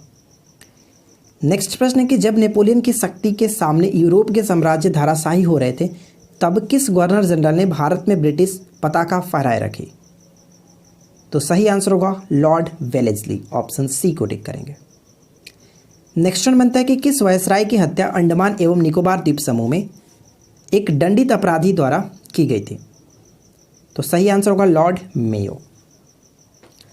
और इनके समय की सबसे महत्वपूर्ण घटना आपको याद रखना है कि भारत की प्रथम जो जनगणना स्टार्ट हुई थी 1872 में। ठीक है, 1872 में, लेकिन नियमित रूप से जो 1881 से स्टार्ट हुआ था लॉर्ड रिपन के समय से। तो नियमित रूप से क्वेश्चंस में पूछे तो वहाँ पे आपको 81 लॉर्ड रिपन के समय से, लेकिन भारत में प्रथम जनगणना पूछे तो 1872 लॉर्ड मेयो के समय में। ठीक है, चलिए आंग्ल नेपाल युद्ध किसके शासनकाल में हुआ था? तो देखिए आंग्ल नेपाल युद्ध जो हुआ था 1814 से 16 के बीच हुआ था और ये सुगौली की संधि के तहत समाप्त हुआ। उस समय भारत के जो गवर्नर जनरल थे लॉर्ड हेस्टिंग्स थे, क्योंकि लॉर्ड हेस्टिंग्स का शासनकाल जो था 1813 से लेकर 1823 तक था। तो ध्यान रखिएगा। नेक्स्ट वन बनता है कि किस गवर्नर जनरल ने भारत में दास प्रथा को समाप्त किया था? दास प्रथा को समाप्त किया था लॉर्ड एलन बरो ने। ऑप्शन बी को टिक करेंगे। नेक्स्ट प्रश्न है कि तृतीय आंग्ल मराठा युद्ध किससे संबंधित है? तृतीय आंग्ल मराठा युद्ध का संबंध लॉर्ड हेस्टिंग्स से है। ऑप्शन सी को टिक करेंगे, क्योंकि तृतीय आंग्ल मराठा युद्ध का समय था 1817 से 18। ठीक है। नेक्स्ट प्रश्न बनता है कि निम्नलिखित में से अवध का ब्रिटिश रेजिडेंट कौन था जब अवध का ब्रिटिश साम्राज्य में विलय हुआ? तो सही आंसर होगा James Outram. Option A correct है। नेक्स्ट प्रश्न कि भारत में स्थानीय स्वशासन किसके द्वारा प्रारंभ की गई थी? स्थानीय स्वशासन का जनक के रूप में लॉर्ड रिपन को जाना जाता है। बी करेक्ट है। नेक्स्ट प्रश्न है कि सती प्रथा पर प्रतिबंध किसने लगाया? सती प्रथा पर प्रतिबंध लगाया गया था लॉर्ड विलियम बेंटिंग के द्वारा, जो कि राजा राम मोहन राय के साथ में ये मिलकर के कार्य किया गया था। नेक्स्ट प्रश्न है कि निम्न में से किसने सहायक संधि स्वीकार नहीं की थी? सहायक संधि स्वीकार नहीं की गई थी, इंदौर के होलकर ने स्वीकार नहीं की थी। नेक्स्ट बनता है कि ब्रिटिश भारत की राजधानी का कलकत्ता से दिल्ली स्थानांतरित किसके शासनकाल में हुआ था? तो ध्यान रखेंगे इस क्वेश्चन का सही आंसर होगा लॉर्ड हार्डिंग के समय में। नेक्स्ट वन बनता है कि प्राचीन स्मारक संरक्षण अधिनियम किस गवर्नर जनरल के कार्यकाल में पारित हुआ? यहाँ पे जितने भी सारे क्वेश्चंस लॉर्ड से संबंधित दिए गए वो बहुत ज़्यादा इंपॉर्टेंट है, अक्सर पेपर में आपको देखने को ये मिलता रहता है। लॉर्ड कर्जन यहाँ पे सही आंसर हो जाता है। देखिए यहाँ से जो भी पॉइंट्स यहाँ पे दिख रहे हैं आप वो बहुत ज़्यादा इंपॉर्टेंट है। जैसे 1899 में सर एंटोनी मैकडोनाल्ड की अध्यक्षता में अकाल आयोग, 1901 में सर कॉलिन मानफ्रिक की अध्यक्षता में सिंचाई आयोग, उसी तरह से 1902 में सर एंड्रूज फेजर की अध्यक्षता में एक पुलिस आयोग के गठन किया गया। इसी तरह से आप बाकी चीज़ों को भी पढ़ सकते हैं। और सबसे महत्वपूर्ण घटना बंगाल का विभाजन 1905 में इन्हीं के समय में हुआ था, लॉर्ड कर्जन के समय में। ठीक है, नेक्स्ट प्रश्न है कि 1802 में बसीन की संधि पर हस्ताक्षर किसके मध्य हुए थे? बसीन की संधि पर हस्ताक्षर किसके मध्य हुए थे? तो अंग्रेजों और बाजीराव द्वितीय, ऑप्शन बी को टिक करेंगे। नेक्स्ट बनता है कि स्तंभधारी बंदोबस्त, जिसको स्थायी बंदोबस्त भी कहते हैं, किसके द्वारा लागू किया गया था? तो लॉर्ड कर्नवालिस के द्वारा लागू किया गया था। ये काफ़ी इंपॉर्टेंट क्वेश्चन है। 22 मार्च 1793 को स्थायी बंदोबस्त अथवा स्तंभधारी बंदोबस्त या फिर जमींदारी बंदोबस्त भी कहा जाता है। नेक्स्ट क्वेश्चन ये बनता है कि सर टॉमस मुनरो किस भू राजस्व बंदोबस्त से संबंधित है? तो ये क्वेश्चन भी इंपॉर्टेंट है, रैयतवाड़ी बंदोबस्त से संबंधित है टॉमस मुनरो। अगला प्रश्न भी याद रखिएगा कि महलवाड़ी बंदोबस्त को किस क्षेत्र में लागू किया गया था? तो सही आंसर होगा ऑप्शन ए, पंजाब में। ठीक है, पंजाब में लागू किया गया था। और यहाँ पे मैं आपको बता दूं कि जो महलवाड़ी व्यवस्था ये किसके द्वारा लागू किया था? सर्वप्रथम इसके सूत्रपात जो सर्वप्रथम थे हाल्ट मैकेंजी 1819 में, जो कि ये शुरू किया गया था। सारी चीज़ों को आप यहाँ पे देखिए पढ़ सकते हैं। ठीक है, तो ये काफ़ी इंपॉर्टेंट पॉइंट है, यहाँ पे आप एक एक करके पॉइंट को पढ़ लीजिएगा। चलिए देखिए, नेक्स्ट क्वेश्चन ये बनता है कि निम्नलिखित में से कौन दादा भाई नौरोजी के धन के निष्कासन सिद्धांत में विश्वास नहीं करता था? तो ये सही आंसर हो जाता है option D, sir Syed Ahmad Khan. Option D को टिक करेंगे। देखिए मैं आपको बता दूं कि मैंने जस्ट इससे कुछ दिन पहले ही यानी करीब एक हफ्ता पहले आपको 500 मोस्ट इंपॉर्टेंट एमसीक्यू दिया था सिर्फ और सिर्फ मॉडर्न हिस्ट्री से। ठीक है, अगर आपने नहीं देखा, एक ही वीडियो में 500 क्वेश्चन आपको दिए गए और ये ऐसे वैसे क्वेश्चन नहीं थे। चाहे आप किसी भी एग्जाम्स में बैठिए, अगर इस 500 क्वेश्चन से अगर बाहर एक भी प्रश्न आपको देखने को मिल जाए तो आप मुझे कहना। मॉडर्न हिस्ट्री 500 क्वेश्चन को आप डेफिनेटली पढ़ लीजिए, सब चीज़ क्लियर हो जाएगा। ठीक है, चलिए अगला प्रश्न ये कि poverty and un British rule in India नामक पुस्तक किसने लिखी है? ये पुस्तक लिखी गई थी दादा भाई नौरोजी के द्वारा। ये बहुत बार पेपर में रिपीट हुआ है। देखिए नेक्स्ट प्रश्न ये कह रहा है कि असम में सर्वप्रथम चाय कंपनी की स्थापना कब की गई थी? असम में सर्वप्रथम चाय कंपनी की स्थापना जो की गई थी 1839 ईस्वी में की गई थी, ध्यान रखेंगे। नेक्स्ट क्वेश्चन ये बनता है कि 1857 के स्वतंत्रता संग्राम से संबंधित प्रथम घटना थी। तो देखिए इस क्वेश्चन का राइट आंसर हमारा यहाँ पे क्या होगा? ऑप्शन हम यहाँ पे सी को टिक करेंगे, सैनिकों का दिल्ली के लाल किले पर पहुंचना। ऑप्शन सी करेक्ट आंसर है। नेक्स्ट वन बनता है कि मंगल पांडे कहाँ के विप्लव से जुड़े हुए थे? तो मंगल पांडे जो थे वो बैरंगपुर। ऑप्शन हम यहाँ पे ए को टिक करेंगे। नेक्स्ट वन बनता है कि 1857 के विद्रोह के समय भारत का गवर्नर जनरल कौन था? ये क्वेश्चन भी काफ़ी इंपॉर्टेंट है, तो सही आंसर होगा लॉर्ड कैनिंग के समय में ये हुआ था। नेक्स्ट क्वेश्चन है कि व्यपगत का सिद्धांत, जिसको डॉक्ट्रिन्स ऑफ लैप्स के नाम से भी जाना जाता है, किससे से संबंधित है?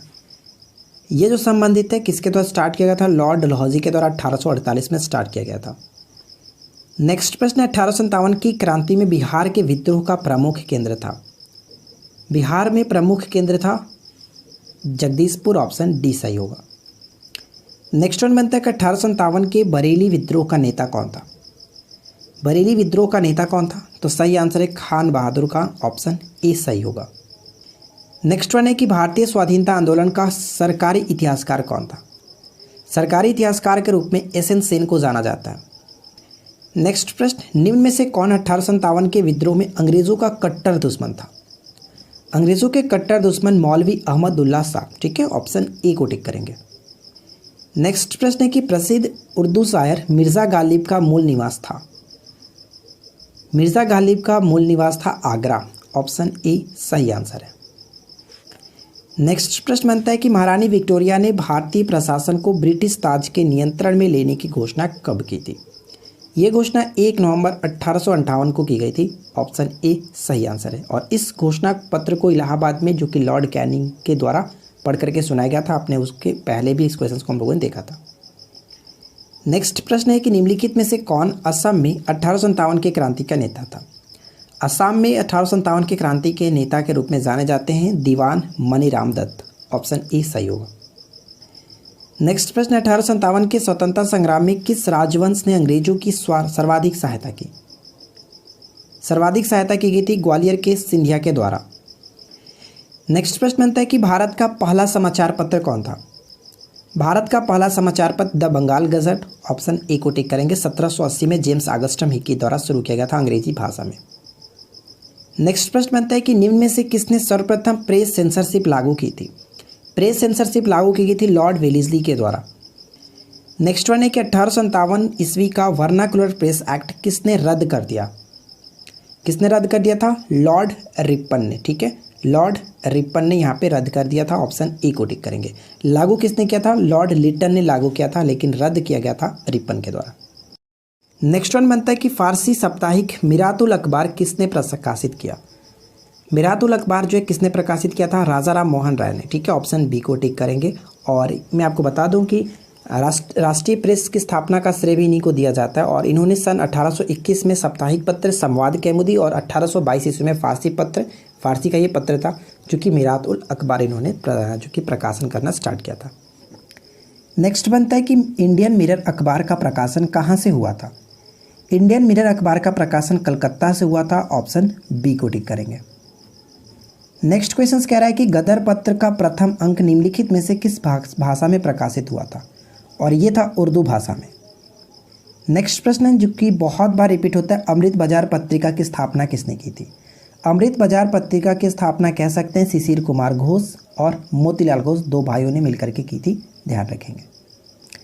नेक्स्ट प्रश्न ये बनता है कि बाल गंगाधर तिलक ने भारतीय स्वतंत्रता संग्राम के उद्देश्य से कौन सा समाचार पत्र शुरू किया था?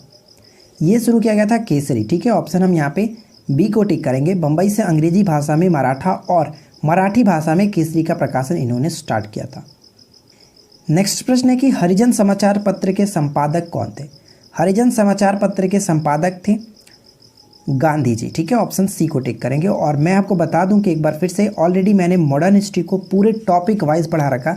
आप हमारे प्लेलिस्ट में जाकर के चेक कर सकते हैं। करीब आपको 22 वीडियो मिल जाएगी, जो कि अलग अलग टॉपिक वाइज। ठीक है, तो आप वहां से अगर चाहते हैं पूरे डिटेल में पढ़ना तो, और वो भी बिल्कुल अच्छे अच्छे क्वेश्चंस के साथ, तो आप जाकर के हमारे प्लेलिस्ट को चेक कर सकते हैं। नेक्स्ट प्रश्न ये बनता है कि एक साप्ताहिक पत्रिका के रूप में यंग इंडिया का शुभारंभ किसने किया था? यंग इंडिया का स्टार्टिंग किया गया था होम रूल पार्टी ने। ऑप्शन हम ए को टिक करेंगे। नेक्स्ट क्वेश्चन बनता है कि स्वदेश वाहिनी के संस्थापक थे। स्वदेश वाहिनी के संस्थापक कौन थे?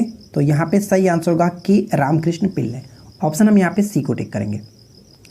नेक्स्ट वन बनता है कि द इंडियन ओपिनियन पत्र को निम्नलिखित में से किस भाषा में नहीं छापा जाता था?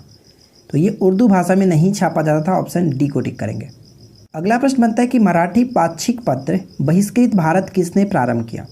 तो बहिष्कृत भारत स्टार्ट किया गया था भीमराव अंबेडकर जी के द्वारा। ऑप्शन बी को टिक करेंगे। नेक्स्ट वन बनता है कि 1920 में लाहौर से लाला लाजपत राय द्वारा कौन सा समाचार पत्र जो उर्दू समाचार पत्र का प्रारंभ किया गया था? तो सही आंसर यहाँ पे हो जाता है वंदे मातरम। ठीक है, वंदे मातरम। ध्यान रखेंगे पीपुल भी इन्हीं के द्वारा प्रकाशित किया गया था, लेकिन ये इंग्लिश था। ठीक है, ये इंग्लिश था। बाकी जो आप ऊपर में देख रहे हैं वंदे मातरम, ये उर्दू में था। तो ये आपको थोड़ा सा याद रखना है। ठीक है, चलिए नेक्स्ट क्वेश्चन देखते हैं। नेक्स्ट क्वेश्चन बनता है कि किसके प्रयत्नों से बम्बई में प्रथम महिला विश्वविद्यालय की स्थापना की गई? प्रथम महिला विश्वविद्यालय की स्थापना डी.के. कर्वे के द्वारा। ऑप्शन बी सही होगा। नेक्स्ट बनता है कि कालिदास की प्रसिद्ध रचना अभिज्ञान शकुंतलम का सर्वप्रथम अंग्रेजी अनुवाद किसने किया था? ये अनुवाद किया गया था सर विलियम्स जोन्स के द्वारा। ऑप्शन डी को टिक करेंगे। नेक्स्ट क्वेश्चन कह रहा है कि ब्रह्म समाज का सिद्धांत किस पर आधारित है? तो आपको पता है कि ब्रह्म समाज की स्थापना 20 अगस्त 1828 ईस्वी में राजा राम मोहन राय के द्वारा कलकत्ता में की गई थी। और मैं आपको बता दूं कि इसे सर्वप्रथम हिंदू धर्म का प्रथम सुधारवादी आंदोलन माना जाता है। और ये जो है वो अद्वैतवाद पर आधारित है। ऑप्शन बी को टिक करेंगे। तो मैं आपको बता दूं कि इसे अद्वैतवादी हिंदुओं की संस्था भी कहा जाता है। नेक्स्ट क्वेश्चन देखिए, निम्न महापुरुषों में से कौन भारतीय राष्ट्रवाद का राष्ट्रवाद का जो कि जनक कहलाता है। थोड़ी यहाँ पे थोड़ा सा ये मिस्टेक है, चलो इसको मैं थोड़ा सा इधर करता हूँ, देख सकते हैं आप, ठीक है। तो भारतीय राष्ट्रवाद का जनक कहलाता है। तो भारतीय राष्ट्रवाद का जनक किसे कहा जाता है? राजा राम मोहन राय, ऑप्शन बी को टिक करेंगे। नेक्स्ट प्रश्न है कि प्रार्थना समाज का संस्थापक कौन था? ये क्वेश्चन भी बहुत बार रिपीट होता है। तो प्रार्थना समाज के संस्थापक के रूप में हम जानते हैं किसे? आत्माराम पांडुरंग, ऑप्शन सी बिल्कुल सही है। नेक्स्ट प्रश्न बनता है कि स्वामी दयानंद सरस्वती ने आर्य समाज 1875 ईस्वी में की स्थापना कहाँ की थी? तो इसकी स्थापना बंबई में की गई थी, ऑप्शन ए को टिक करेंगे। और मैं आपको बता दूं कि ये भी आपको ध्यान रखना है कि जो इसका मुख्यालय था आर्य समाज, इसका 1877 में इसका मुख्यालय लाहौर में बनाया गया था। स्थापना 1875 में बंबई में हुआ था, लेकिन 1877 में इसका मुख्यालय लाहौर में बनाया गया था। ठीक है, चलिए इस क्वेश्चन का राइट आंसर बताइए कि MC सीतलवाड़, BN राव तथा अलादी कृष्ण स्वामी अय्यर प्रख्यात सदस्य थे। तो सही आंसर होगा किसके सदस्य थे? Servant of India society, option हम डी को टिक करेंगे। भारत सेवक संघ या कह सकते हैं सर्वेंट ऑफ इंडिया सोसाइटी की स्थापना 1905 में पूना में, जो कि गोपाल कृष्ण गोखले के द्वारा की गई थी। नेक्स्ट वन ये कह रहा है कि निम्नलिखित में से किसने 1872 में नेटिव मैरिज एक्ट को पारित करने में महत्वपूर्ण भूमिका निभाई थी? तो सही आंसर हो जाता है Keshav Chandra Sen, option C correct होगा। नेक्स्ट प्रश्न देखिए क्या है कि 19वीं सदी के प्रसिद्ध पारसी समाज सुधारक थे। पारसी समाज सुधारक थे कौन? तो बहरामजी एम मालाबारी, ऑप्शन डी को टिक करेंगे। नेक्स्ट प्रश्न बनता है कि बहुजन समाज का संस्थापक कौन था? बहुजन समाज का संस्थापक कौन था? ऑप्शन बी को टिक करेंगे, मुकुंदराव पाटिल। नेक्स्ट प्रश्न है कि पिछड़े वर्गों का उत्थान किसका मुख्य उद्देश्य था? पिछड़े वर्गों का उत्थान मुख्य उद्देश्य था सत्यशोधक समाज, ज्योतिबा फुले के द्वारा इसकी स्थापना 1873 में की गई थी। नेक्स्ट प्रश्न की शारदा अधिनियम, ठीक है, शारदा अधिनियम के अंतर्गत लड़कियों एवं लड़कों के विवाह की न्यूनतम आयु क्रमशः कितनी निर्धारित की गई थी? ये जो निर्धारित किया गया था कितना किया गया था? तो 14 और 18, ऑप्शन बी को टिक करेंगे। नेक्स्ट वन बनता है कि निम्न में से किस वर्ग को सर्वप्रथम पश्चिमी सभ्यता ने प्रभावित किया? तो सर्वप्रथम पश्चिमी सभ्यता ने प्रभावित किया था शिक्षित हिंदू मध्यम वर्ग, ऑप्शन सी को टिक करेंगे। नेक्स्ट क्वेश्चन है कि किसने कहा कि यदि भगवान अस्पृश्यता को सहन करते तो मैं उन्हें कभी भगवान नहीं मानूंगा? ये जो बात कही गई थी किसके द्वारा? तो बाल गंगाधर तिलक के द्वारा कही गई थी। नेक्स्ट प्रश्न है कि थियोसॉफिकल सोसाइटी की स्थापना किसने की थी? थियोसॉफिकल सोसाइटी की स्थापना की गई थी मैडम HV व्लादिवस्तक के द्वारा, ऑप्शन हम यहाँ पे ए को टिक करेंगे 1875 में। नेक्स्ट क्वेश्चन है कि 19वीं शताब्दी के उत्तरार्ध में नव हिंदूवाद के सर्वश्रेष्ठ प्रतिनिधि थे। तो ये क्वेश्चन भी बहुत बार रिपीट हुआ है, स्वामी विवेकानंद सही आंसर होगा। अगला प्रश्न ये कह रहा है कि महाराष्ट्र के किस समाज सुधारक को लोकहितवादी कहा जाता था? लोकहितवादी के रूप में जाने जाते थे गोपाल हरि देशमुख, ऑप्शन डी को टिक करेंगे। नेक्स्ट वन देखिए क्या है कि कलकत्ता के प्रसिद्ध प्रेसिडेंसी कॉलेज पूर्व हिंदू कॉलेज की स्थापना किसने की थी? ये जो स्थापना की गई थी राजा राम मोहन राय के द्वारा की गई थी, ऑप्शन बी को टिक करेंगे। नेक्स्ट क्वेश्चन की तरफ बढ़ते हैं। देखिए अगला जो प्रश्न है कि रामकृष्ण मिशन की स्थापना किसने की थी? रामकृष्ण मिशन की स्थापना किसने की थी? तो स्वामी विवेकानंद, जिनका मूल नाम था नरेंद्र दत्त, ऑप्शन बी को टिक करेंगे। नेक्स्ट प्रश्न है कि राजा राम मोहन राय द्वारा स्थापित प्रथम संस्था कौन थी? प्रथम संस्था के रूप में हम जानते हैं आत्मीय सभा, क्योंकि आत्मीय सभा की स्थापना इन्होंने 1814 से 15 में की थी कलकत्ता में। ठीक है, ध्यान रखिएगा। नेक्स्ट प्रश्न बनता है कि भारतीय राष्ट्रीय कांग्रेस की स्थापना कब हुई थी? इसकी स्थापना की गई थी 1885 में, ऑप्शन ए सही होगा। नेक्स्ट बनता है कि निम्नलिखित में से किसे भारतीय शांति के जनक के रूप में जाना जाता है? भारतीय शांति के रूप में लोकमान्य तिलक को जाना जाता है, ध्यान रखेंगे। वैलेंटाइन सिरोल ने इनको ये कहा था भारत में अशांति का जन्मदाता। ठीक है, नेक्स्ट क्वेश्चन देखिए, शेरे पंजाब के नाम से कौन मशहूर थे? शेरे पंजाब के रूप में लाला लाजपत राय जाने जाते थे। अगला प्रश्न ये कह रहा है कि 1938 में भारतीय राष्ट्रीय कांग्रेस के हरिपुरा अधिवेशन की अध्यक्षता किसने की थी? हरिपुरा अधिवेशन की अध्यक्षता की गई थी सुभाष चंद्र बोस के द्वारा। नेक्स्ट प्रश्न बनता है कि जब भारत स्वतंत्र हुआ उस समय कांग्रेस के अध्यक्ष कौन थे? कांग्रेस के अध्यक्ष थे JB कृपलानी। नेक्स्ट प्रश्न बनता है कि कांग्रेस के नरम दल के नेताओं की आंदोलन की रणनीति क्या थी? तो सही आंसर हो जाता है राज वाम बंद। ठीक है, ऑप्शन बी को टिक करेंगे। अगला प्रश्न है कि 1906 में 6 वर्ष के कारावास की सजा स्वतंत्रता संग्राम के किस उग्रवादी नेता को दी गई थी? ये जो मिली थी बाल गंगाधर तिलक को मिली थी। अगला प्रश्न कह रहा है कि भारतीय राष्ट्रीय कांग्रेस के किस अधिवेशन में बाल गंगाधर तिलक ने अभिव्यक्त किया था स्वराज मेरा जन्मसिद्ध अधिकार है और मैं इसे लेकर आऊँगा? ये बात की गई थी लखनऊ अधिवेशन 1916। ऑप्शन डी सही है। नेक्स्ट क्वेश्चन है कि किसने भारतीय राष्ट्रीय कांग्रेस को सूक्ष्मदर्शी अल्पसंख्यकों का जनता का प्रतिनिधित्व बताते हुए उसका मजाक उड़ाया था? ये बात कही गई थी लॉर्ड डफरिन के द्वारा। नेक्स्ट वन बनता है कि भारतीय राष्ट्रीय कांग्रेस के दूसरे अधिवेशन की वर्ष 1886 की अध्यक्षता किसने की थी? तो दूसरे अधिवेशन की अध्यक्षता किसके द्वारा की गई थी? दादा भाई नौरोजी। ऑप्शन सी को टिक करेंगे। नेक्स्ट वन बनता है कि कांग्रेस के त्रिपुरी अधिवेशन के पश्चात सुभाष चंद्र बोस और दक्षिणपंथियों का समस्त विवाद किस प्रश्न पर केंद्रित हो गया? यह केंद्रित हो गया था कांग्रेस कार्यकारिणी समिति के गठन को लेकर। नेक्स्ट वन बनता है कि भारतीय राष्ट्रीय कांग्रेस की पहली महिला अध्यक्ष निम्नलिखित में से कौन थी? देखिए ध्यान दीजिएगा, पहली महिला अध्यक्ष की बात की जा रही है, इसलिए हम यहाँ पे बी को टिक करेंगे, श्रीमती एनी बेसेंट। ठीक है, और अगर भारतीय पूछा था तो वहाँ पे हम सरोजिनी नायडू को टिक करते हैं। नेक्स्ट प्रश्न बनता है कि 1934 में कांग्रेस समाजवादी पार्टी का गठन किसके द्वारा किया गया था? जयप्रकाश नारायण और आचार्य नरेंद्र दत्त देव के द्वारा। ऑप्शन हम यहाँ पे बी को टिक करेंगे। नेक्स्ट प्रश्न है कि निम्नलिखित में से किसने ऐतिहासिक 1932 के पूना समझौता पर हस्ताक्षर नहीं किया था? हस्ताक्षर किसने नहीं किया था? तो सही आंसर होगा ऑप्शन डी, महात्मा गांधी ने हस्ताक्षर नहीं किया था। नेक्स्ट प्रश्न है कि पूना समझौता का संबंध था। पूना समझौता का संबंध क्या था? संवैधानिक प्रगति से। ऑप्शन बी को टिक करेंगे। नेक्स्ट क्वेश्चन है कि अखिल भारतीय दलित वर्ग का संघ स्थापित किया गया था डॉक्टर भीमराव अंबेडकर जी के द्वारा। नेक्स्ट प्रश्न है कि बंग भंग विरोधी यानी स्वदेशी आंदोलन का प्रारंभ कब हुआ था? स्वदेशी आंदोलन का प्रारंभ हुआ था 7 अगस्त 1905। ऑप्शन बी सही होगा। और इससे जुड़ी काफ़ी अच्छी अच्छी पॉइंट्स यहाँ पे लिखे गए, आप इसको अच्छे से पढ़ करके समझ सकते हैं। ठीक है, चलिए फिलहाल हम बढ़ते हैं नेक्स्ट क्वेश्चन की तरफ। अगला प्रश्न ये कह रहा है कि बंगाल का विभाजन मुख्यतः किया गया था? बताइए, मुख्यतः किया गया था क्यों? तो इसका कारण ये था कि बंगाली राष्ट्रवाद को दुर्बल करने के लिए। ठीक है, ऑप्शन सी को टिक करेंगे। नेक्स्ट प्रश्न है कि 1905 में बंगाल विभाजन किस वायसराय ने किया? तो देखिए, मैं आपको ऊपर में ऑलरेडी बता चुका था कि इसके समय में सबसे महत्वपूर्ण घटना यही थी, लॉर्ड कर्जन की। अगला प्रश्न ये बनता है कि बंगाल के विभाजन के समय बंगाल का लेफ्टिनेंट गवर्नर कौन था? तो सही आंसर यहाँ पे हो जाएगा option A, sir Andrew Fraser. ठीक है, ऑप्शन ए को टिक करेंगे। नेक्स्ट प्रश्न बनता है कि स्वदेशी आंदोलन के प्रारंभ का तत्कालिक कारण क्या था? तत्कालिक कारण था लॉर्ड कर्जन द्वारा बंगाल का विभाजन करना। तत्कालिक कारण यही था स्वदेशी आंदोलन प्रारंभ होने का। नेक्स्ट वन बनता है कि मद्रास में स्वदेशी आंदोलन का नेतृत्व किसने किया था? मद्रास में स्वदेशी आंदोलन का नेतृत्व किसने किया था? चिदम्बरम पिल्ले। ऑप्शन सी को टिक करेंगे।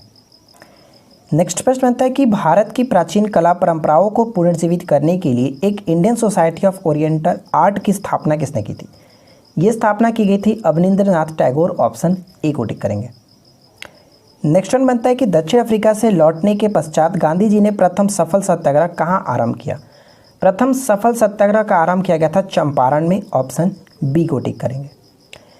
नेक्स्ट वन बनता है कि दक्षिण अफ्रीका में रहने की अवधि में महात्मा गांधी ने निम्न में से किस पत्रिका का प्रकाशन किया था? ये क्वेश्चंस काफ़ी इंपॉर्टेंट है, तो इसको ध्यान रखिएगा, इंडियन ओपिनियन। ठीक है, ऑप्शन डी को टिक करेंगे। अगला प्रश्न कह रहा है कि निम्नलिखित में से किसने 1920 ईस्वी के नागपुर में भारतीय राष्ट्रीय कांग्रेस के अधिवेशन में असहयोग आंदोलन के प्रस्ताव को प्रस्तावित किया था? असहयोग आंदोलन को प्रस्तावित किसके द्वारा किया गया था? तो यहाँ पे सही आंसर होगा CR दास, चित्तरंजन दास के द्वारा। ऑप्शन ए को टिक करेंगे। नेक्स्ट प्रश्न ये कह रहा है कि स्वराज पार्टी का गठन किसकी असफलता के बाद हुआ? स्वराज पार्टी का गठन 1923 में हुआ था। ठीक है, ध्यान रखेंगे, CR दास और मोतीलाल नेहरू जी के द्वारा। और मैं आपको यहाँ पे बता दूं कि ये असहयोग आंदोलन की असफलता के बाद हुआ था। निम्नलिखित में से खिलाफत आंदोलन का परिणाम क्या था? खिलाफत आंदोलन का परिणाम था हिंदू मुसलमान मतभेदों की कमी। ठीक है। नेक्स्ट प्रश्न बनता है कि अखिल भारतीय खिलाफत सम्मेलन 1919 के अध्यक्ष किसको चुना गया था? 1919 के जो अध्यक्ष बनाए गए थे वो महात्मा गांधी को बनाया गया था। ऑप्शन ए को टिक करेंगे। नेक्स्ट क्वेश्चन देखिए कि पूर्ण स्वराज संकल्प को भारतीय राष्ट्रीय कांग्रेस के लाहौर अधिवेशन में किसने प्रस्तुत किया था? ये प्रस्तुत किया गया था किसके द्वारा? तो ऑप्शन हम यहाँ पे किसे टिक करेंगे बताइए। ऑप्शन यहाँ पे बिल्कुल सही होगा ऑप्शन बी, ठीक है, जवाहरलाल नेहरू को टिक करेंगे ना, जवाहरलाल नेहरू। ध्यान रखेंगे 1929 का ये था लाहौर अधिवेशन। अगला प्रश्न ये कह रहा है कि गांधी इरविन समझौता मुख्य रूप से किस कारण हुआ? तो करेक्ट आंसर हम ऑप्शन ए को टिक करेंगे, गोलमेज सम्मेलन में कांग्रेस की भागीदारी सहज करने के लिए। नेक्स्ट क्वेश्चन है कि कामागाटा मारू क्या था? तो देखिए ध्यान रखिएगा, कामागाटा मारू जो था एक कनाडा की यात्रा पर निकला जलपोत, ऑप्शन सी को टिक करेंगे। नेक्स्ट क्वेश्चन है कि किसने सचिंद्र नाथ सन्याल द्वारा स्थापित हिंदुस्तान रिपब्लिक एसोसिएशन का नाम बदल करके हिंदुस्तान सोशलिस्ट रिपब्लिक एसोसिएशन कर दिया था? ये किसके द्वारा किया गया था? तो इस क्वेश्चन का सही आंसर हो जाएगा, हम ऑप्शन किसे टिक करेंगे? डी बिल्कुल करेक्ट है, चंद्रशेखर आज़ाद। नेक्स्ट प्रश्न बनता है कि युगांतर पार्टी का नेतृत्व किसने किया था? युगांतर पार्टी का नेतृत्व किया गया था जतीन्द्र नाथ मुखर्जी के द्वारा। अगला प्रश्न ये बनता है कि वरिंद्र कुमार घोष के क्रियाकलापों ने एक गुप्त क्रांतिकारी संगठन को बंगाल में जन्म दिया। तो सही आंसर होगा अनुशीलन समिति। नेक्स्ट प्रश्न है कि निम्नलिखित सत्याग्रहों में से किसका नेतृत्व महात्मा गांधी ने नहीं किया था? तो सही आंसर है 1928 का बारडोली सत्याग्रह, इसका नेतृत्व सरदार वल्लभ भाई पटेल ने किया था। अगला प्रश्न ये बनता है कि निम्नलिखित में से किस सत्याग्रह आंदोलन में गांधी जी ने प्रत्यक्ष रूप से भाग नहीं लिया? प्रत्यक्ष रूप से भाग नहीं लिया था किसमें? तो वाइकोम सत्याग्रह, ऑप्शन सी को टिक करेंगे। नेक्स्ट प्रश्न बनता है कि जिया तरंग आंदोलन कहाँ प्रारंभ हुआ? तो ध्यान रखेंगे जिया तरंग आंदोलन जो प्रारंभ हुआ था वो मणिपुर से हुआ था, ऑप्शन यहाँ पे सी को टिक करेंगे, मणिपुर से। Next question one of the most important question है कि नमक सत्याग्रह के समय गांधी जी के गिरफ्तार हो जाने के पश्चात आंदोलन के नेता के रूप में उनका स्थान किसने लिया? उनका स्थान लिया गया था किसके द्वारा? अब्बास तैबजी के द्वारा, ऑप्शन ए सही आंसर है। देखिए नेक्स्ट प्रश्न ये कह रहा है कि भारत छोड़ो आंदोलन का नेतृत्व किसने किया था? भारत छोड़ो आंदोलन का नेतृत्व किया गया था महात्मा गांधी जी के द्वारा, ऑप्शन सी को टिक करेंगे। नेक्स्ट क्वेश्चन है कि निम्नलिखित में से किसने गांधी के आंदोलन को राजनीतिक फिरौती कहा? राजनीतिक फिरौती कहा था किसने? लॉर्ड लिनलिथगो ने। अगला प्रश्न बनता है कि 14 जुलाई 1942 को कांग्रेस कार्य समिति द्वारा भारत छोड़ो आंदोलन का प्रस्ताव कहाँ पारित किया गया था? ये जो पारित किया गया था कहाँ पे? तो वर्धा में, ऑप्शन बी सही होगा। नेक्स्ट वन बनता है कि अमेरिकी पत्रकार जो महात्मा गांधी के भारत छोड़ो आंदोलन के दौरान उनके साथ था, उनका नाम क्या है? उनका नाम हम कह सकते हैं लुई फीसर, ठीक है, लुई फीसर, ऑप्शन हम ए को टिक करेंगे। नेक्स्ट क्वेश्चन कह रहा है कि निम्नलिखित में से किसने कहा था अच्छा शासन स्वशासन का स्थानापन नहीं है? स्थानापन नहीं है, ये बात कही थी स्वामी दयानंद के द्वारा। तो देखिए इस वीडियो में हम लोगों ने मॉडर्न हिस्ट्री को भी कंप्लीट किया और मुझे उम्मीद है कि आप लोगों को ये वीडियो अच्छी लगी होगी। वीडियो अच्छी लगी हो, वीडियो पसंद आई हो तो लाइक कर दीजिएगा। साथ ही साथ बाकी वीडियो को नहीं देखा इस सीरीज़ का तो लिंक नीचे दिया गया डिस्क्रिप्शन चेक कर सकते हैं।